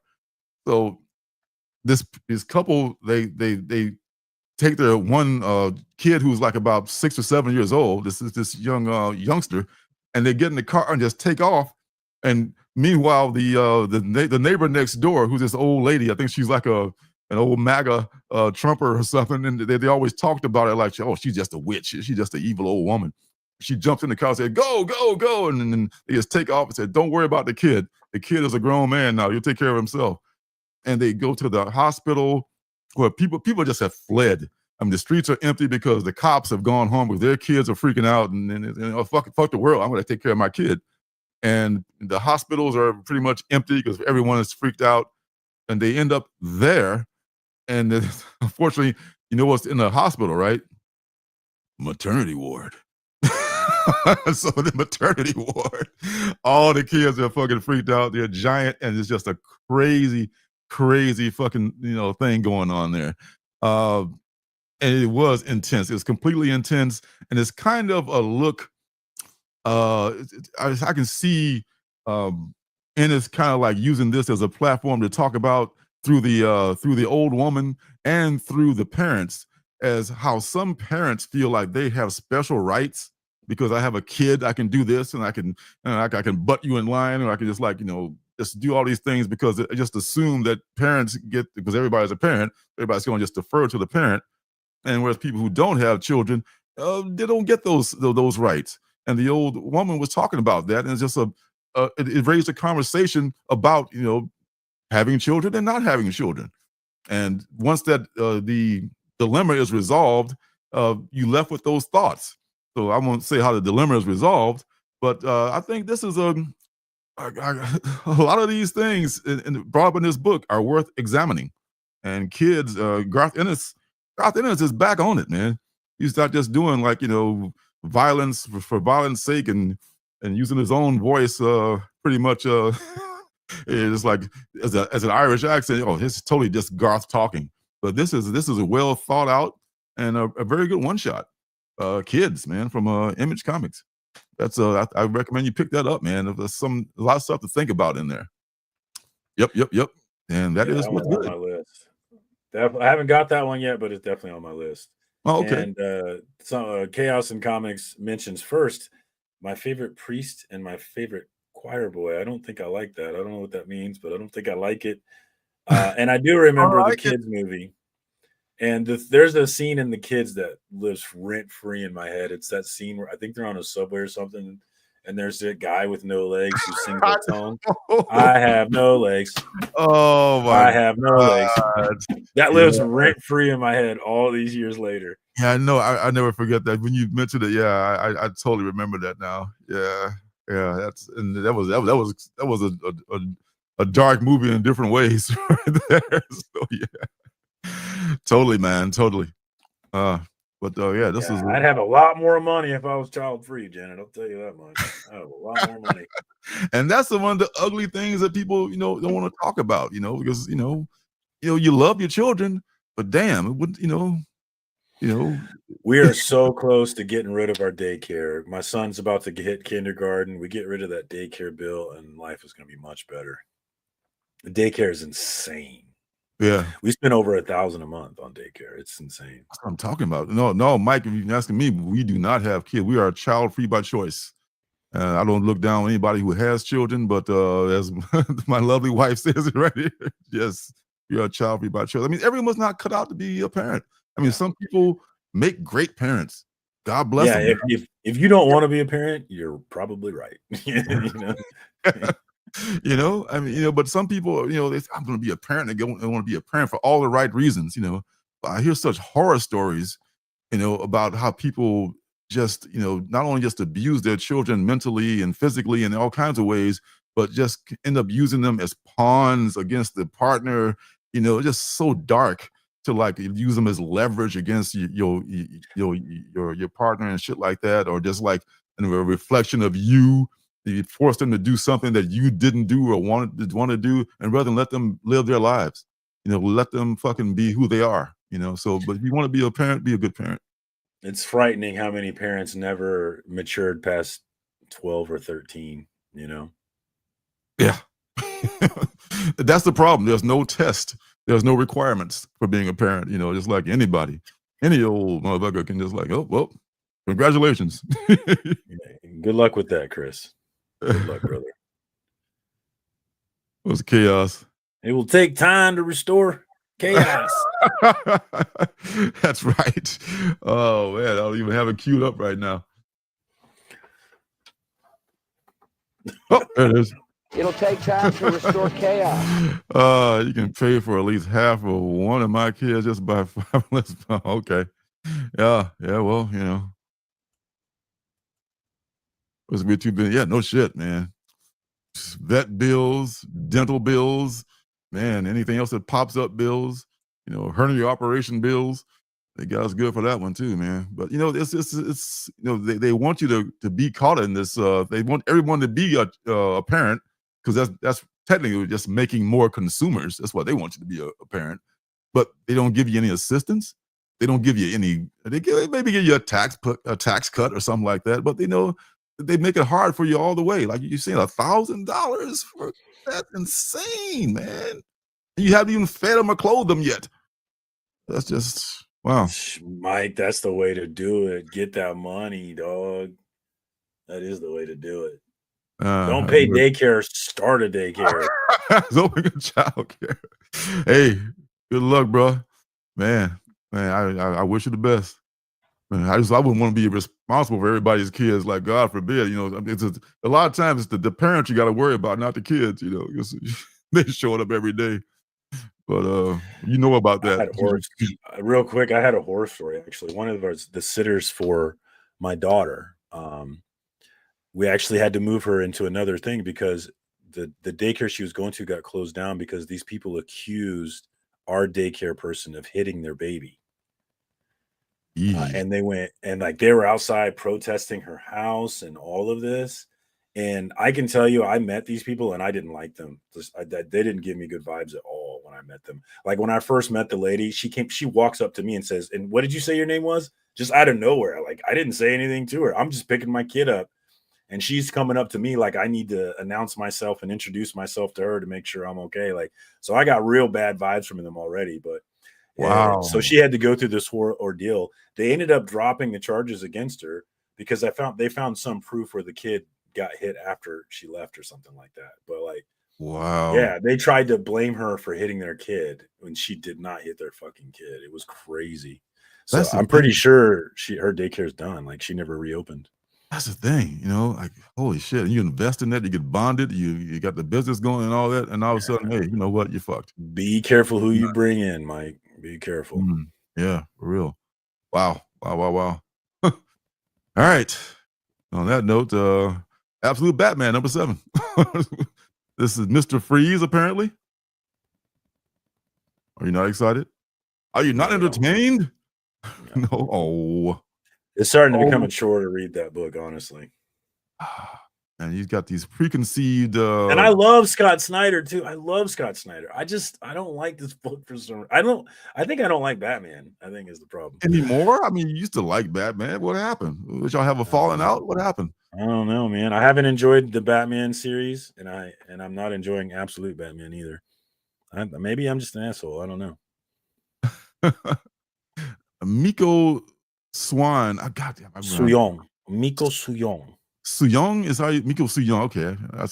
I was messing his name up for so long. It's like DK Ruan. I've been mispronouncing his name for God knows how long. And Miko Suyong. Is it DK? I thought it was Dyke. Oh, I've been fucking that one up too. Yes. I've been fucking that one. You never hear anybody pronounce it, unless you hear the person actually pronounce it. It's hard to know, That's how it is with Tynan, right? People say his last name all kind. I say Tynan. I'm pretty sure Tynan's the right way, but people say it all kinds of different ways. He has his website, Tiny Onion, so that kind of gives you so it's like throws you off, right? Like, is it Tynion? Yeah. Yeah. This is very cool. I like that.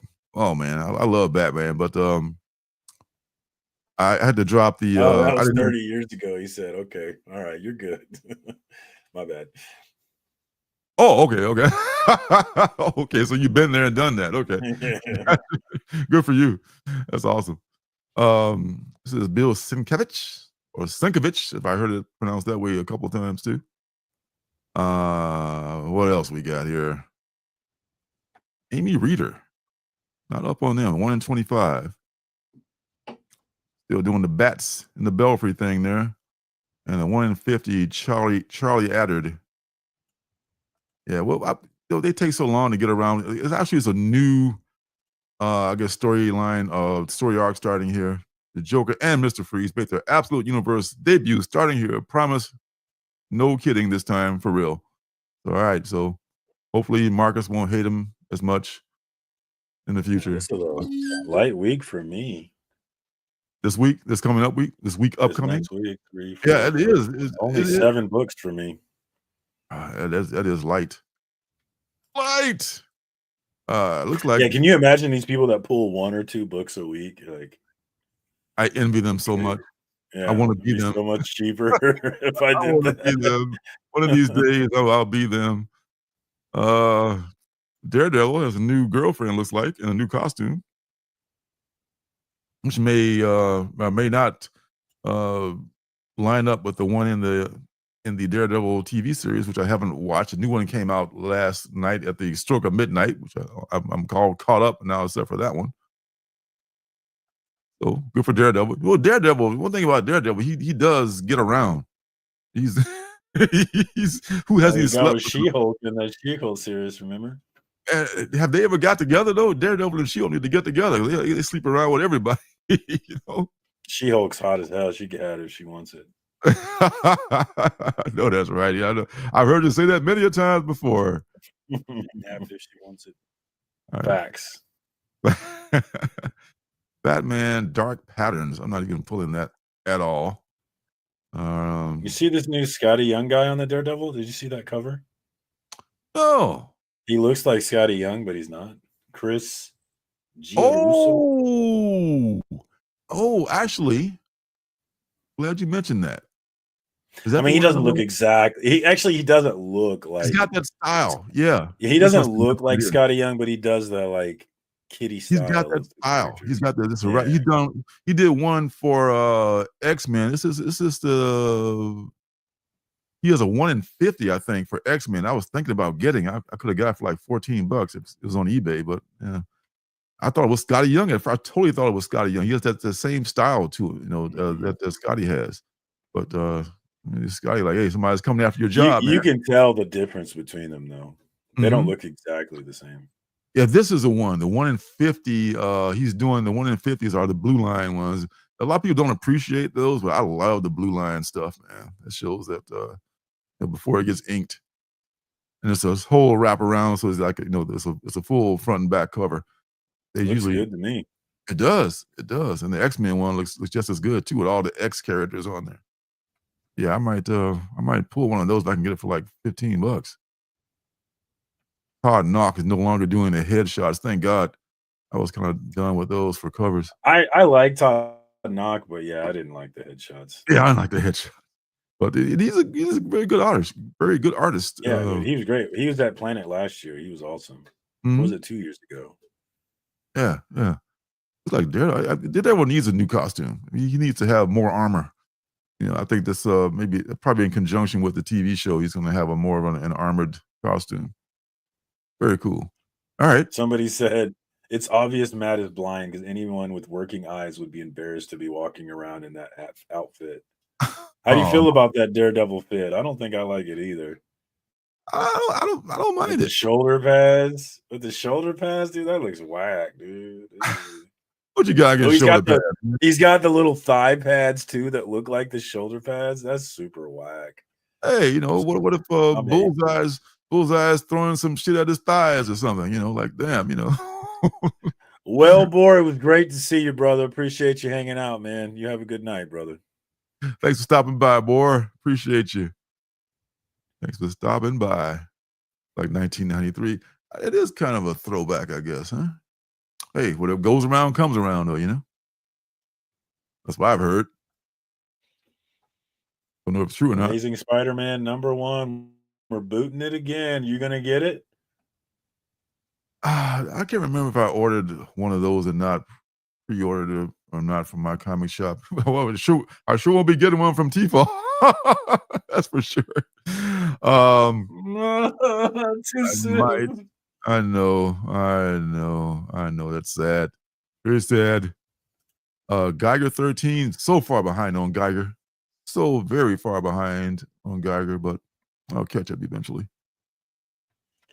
You see those Alex Ross timeless variants are coming back. He's doing some more.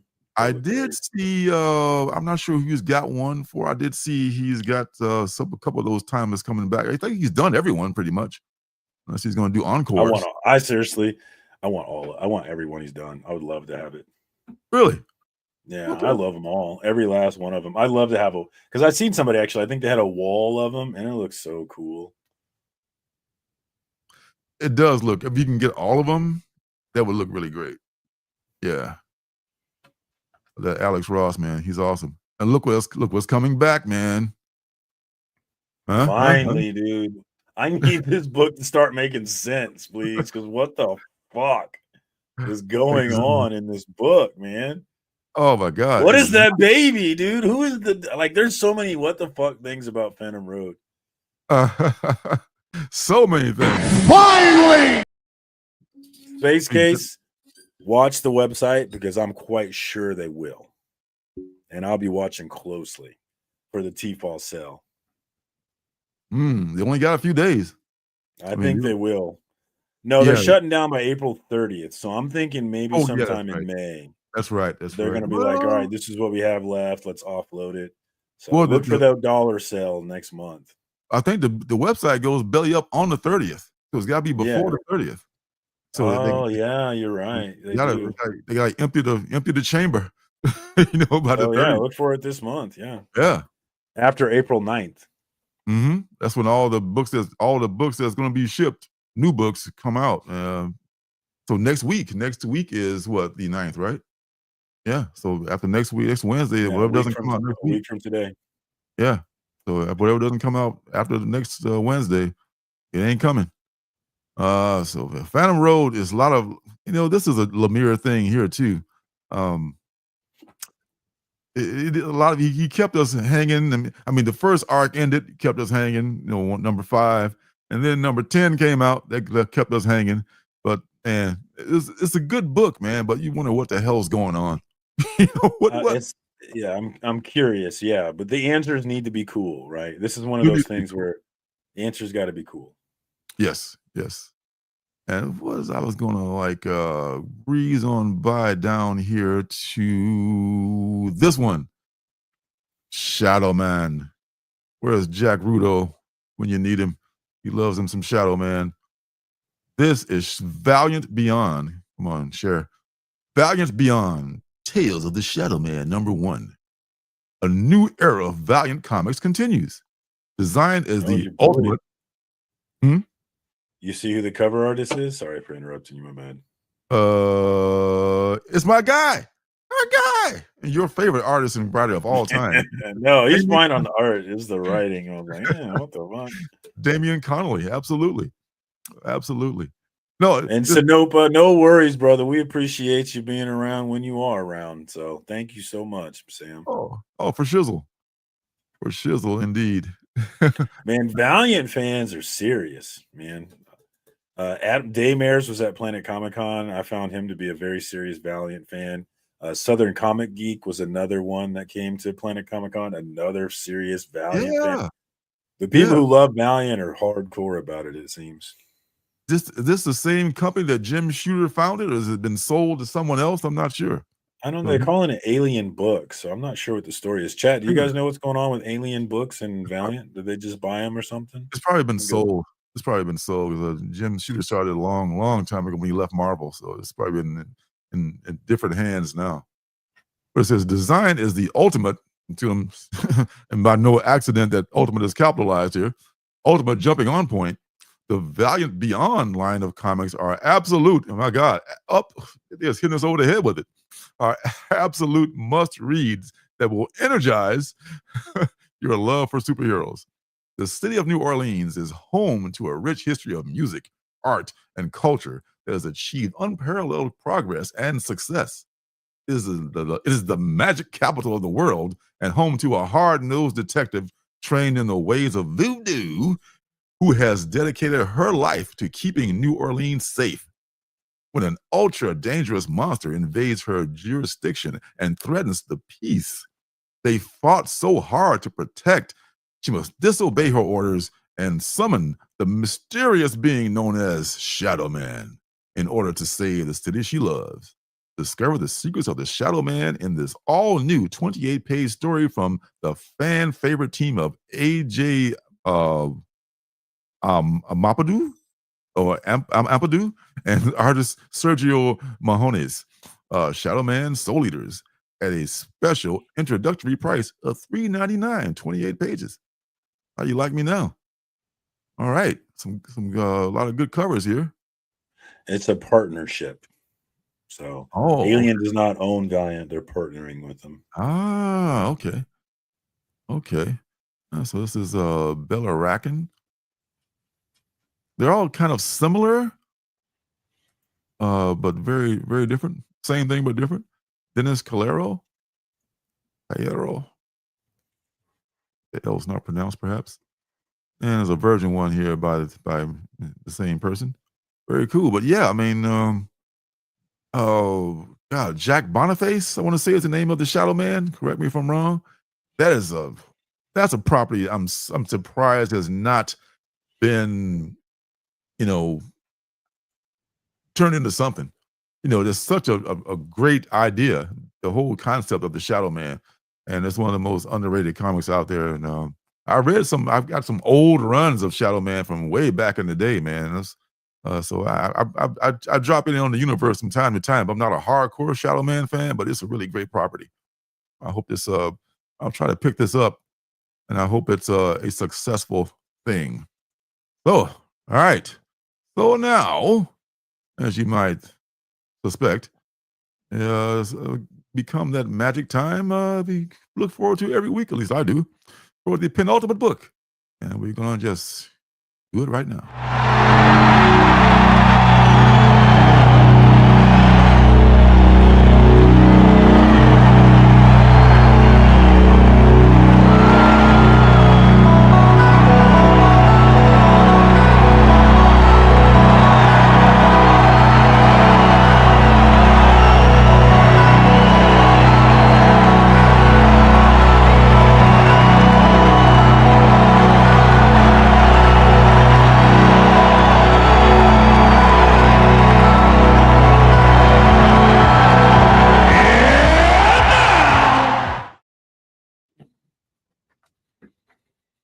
Hey, Bob. All right. This week, as the strains of Alan Parsons waved away in the background, the penultimate book in a week that was pretty close to being, you know, a slim pickings week. I have to tell you, like you said, you know, you only got 7 books coming out. There weren't a whole lot of good indies coming out either. This week, that penultimate book is Vatican City. And as usual, I've had to open up iMovie and make my own little trailer for the thing, and here it goes right here. The all-new series from New York Times best-selling author Mark Miller. The world has been overrun by a vampire apocalypse. Every man, woman, and child dead, except for the 2,000 tourists safe behind the walls and holy relics of Vatican City. But as the vampires gather in their millions outside, how long can they hold out? Because the monsters can wait forever.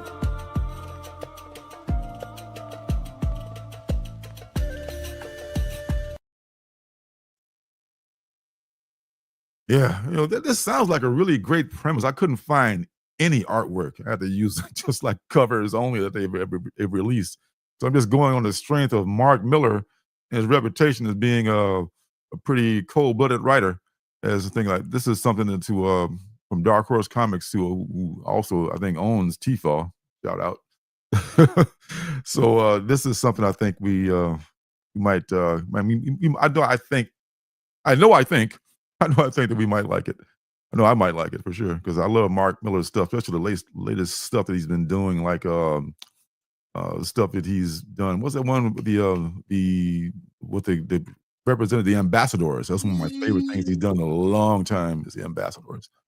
This is going to be very different than that though. But the idea of vampires in the world, the vampire apocalypse, and the only safe place in the world being the Vatican. There's so many things that they can glean from that because there's a lot of shit in the Vatican that nobody may ever see or may ever see light. So I think that that idea is pretty cool. You got me on this one. I added this one to my list. If you look at Tefal, they actually have some art. And if I didn't know better, I would say it was Daniel Niculo or something, the artist for Seven Secrets. It's Really? not him, but it looks a lot like the artist from Seven Secrets. So I like the concept on this one. I'm in. You sold this one to me. Hey, awesome. My job is done here. Yeah, I think they listed the artist as Narwhal, which I guess some 8 books now. Make it 8, a strong 8, impossible. See, I've already liked all these. This is exactly what my Catholic horror / sci-fi loving heart needed. Great premise. A 3-issue series. I love that. next best thing to a one shot. And heck yes, Narwhal. I mean, this is the artist. I guess has a following. I'm not familiar with their work. They don't have a photo for him there. I don't know if it's kind of like Raza. Are they male, female? Gender, non-gender specific. I don't know, but they're doing the interiors. So Yeah, I don't see any of their. I'm not familiar with any of their books. but they, hey, they got this book here, and with Miller behind it. I look forward to it. That's your penultimate book for this week, folks. All right. Well done. Thank you, sir. Coming on down a home stretch here. Gonna do the drive-by. Shout out some stuff that I think don't want to look too closely on, but you might want to look out for. Fire and Ice, they're starting all over again when hell freezes over. That'll be when I buy another Fire and Ice book. Nothing against them, but it's just not my thing. What else we got that I may have missed? We've been all these already. Jump scare number 2. We talked about that, and this is a Cullen Bunn joint. This is a young lady named Jump Scare who has the power to conjure. She's a big horror movie fan. She can conjure any weapon from any horror movie she's seen, and she can teleport. So those are some pretty cool powers.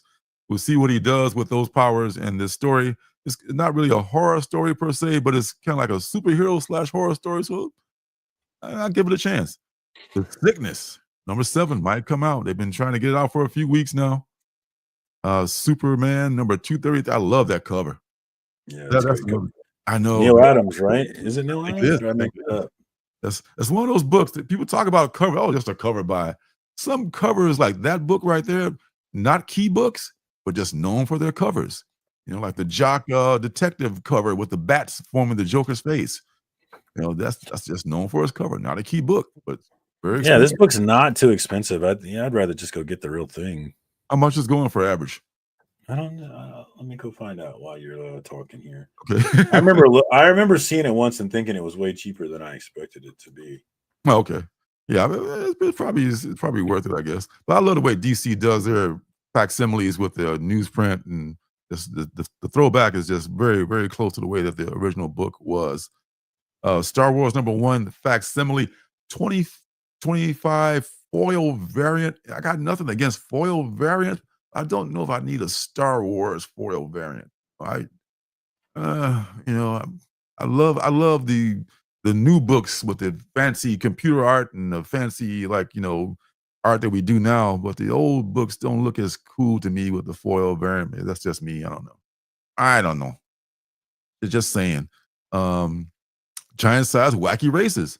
Dynamite, man. Yeah, it's just leaning completely into the cartoon nostalgia. Okay. Remember the Penelope Pit Stop and Dirk Dastardly, whatever the fuck his name is, and Muttley. Snickering and shit like that. Return of the Living Dead, number 3. Just to pay Mark Spears for his damn covers, why don't you? Yeah. It's funny they're still releasing his stuff, but they didn't pay him. It's crazy. Ain't that a bitch? The Great British Bump Off. I guess it's the second in the series of these books from Dark Horse about the Great British Bump Off, Killer Bee Cult. I guess it's kind of like a play on the whole cooking show thing as a murder mystery. We only go out when it gets dark, still waiting to come out there. It's one of those things. What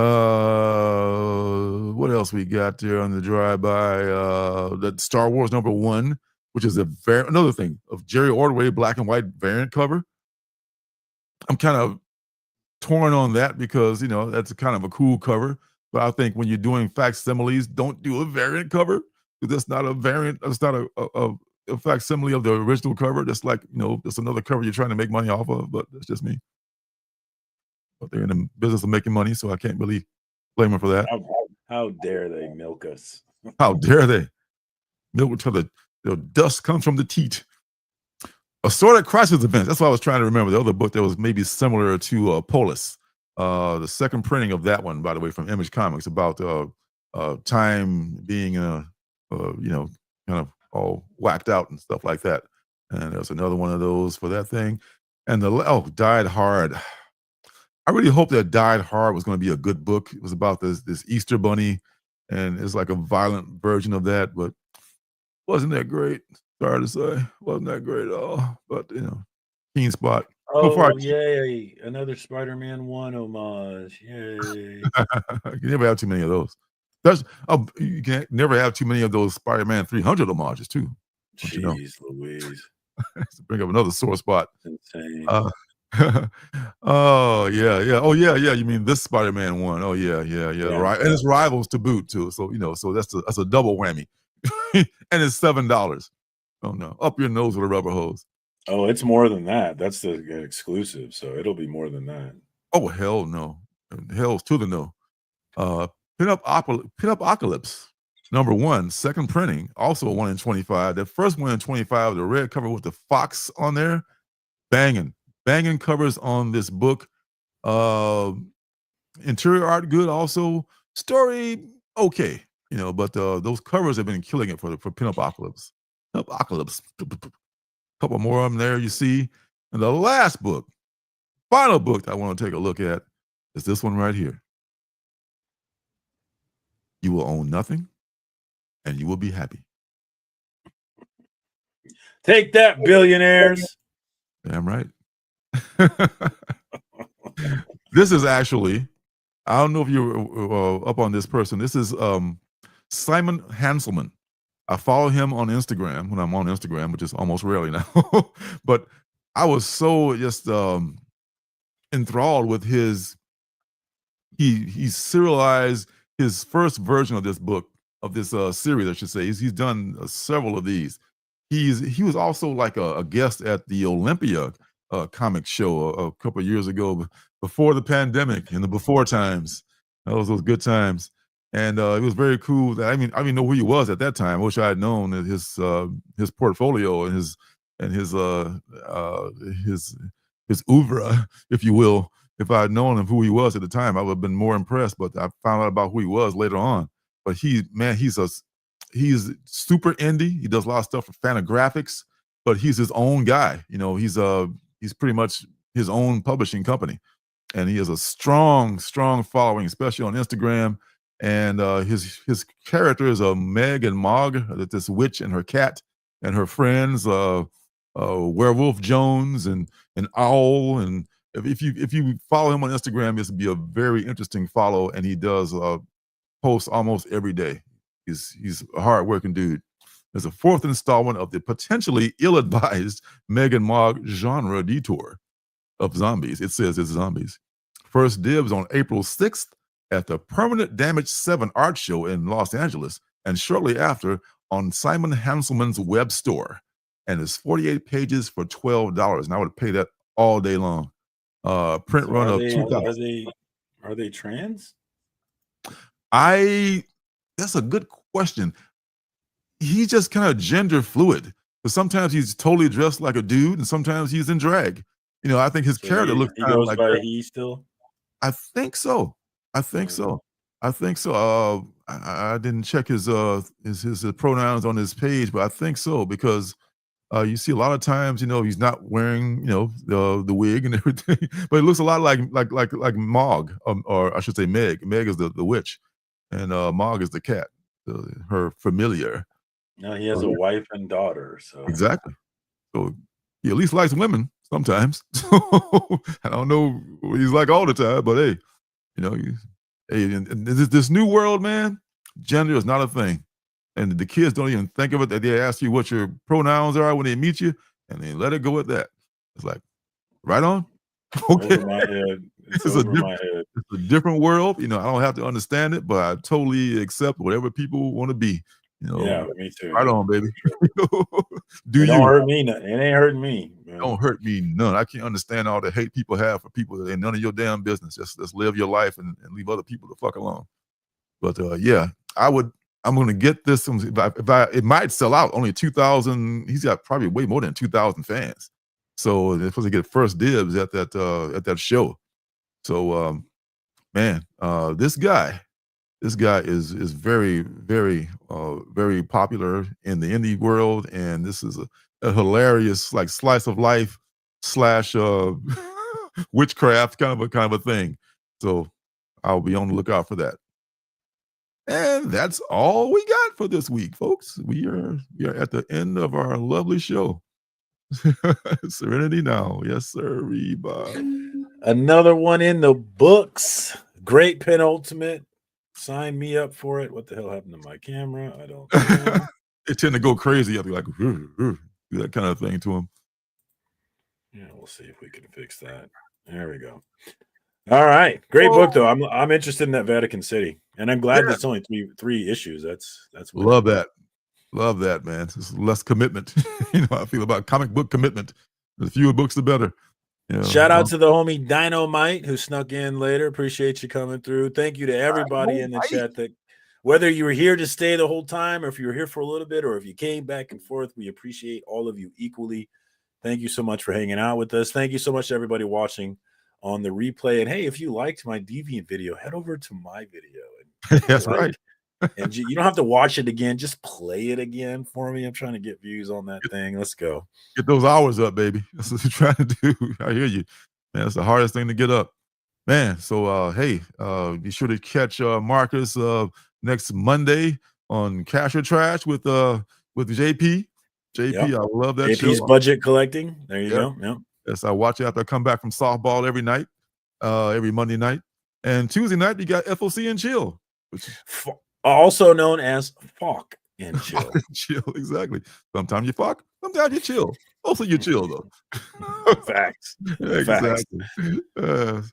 And then, of course, back here next Wednesday for another episode of New Comic Book Day with Lorenzo. Yes, sirree. So, and that's in case, God willing, and the creek stays at the same level, we will all be back here again. So thanks to everyone, as you said before. And God bless you all. We love you all. Peace and love. Peace and love. Good night, everybody.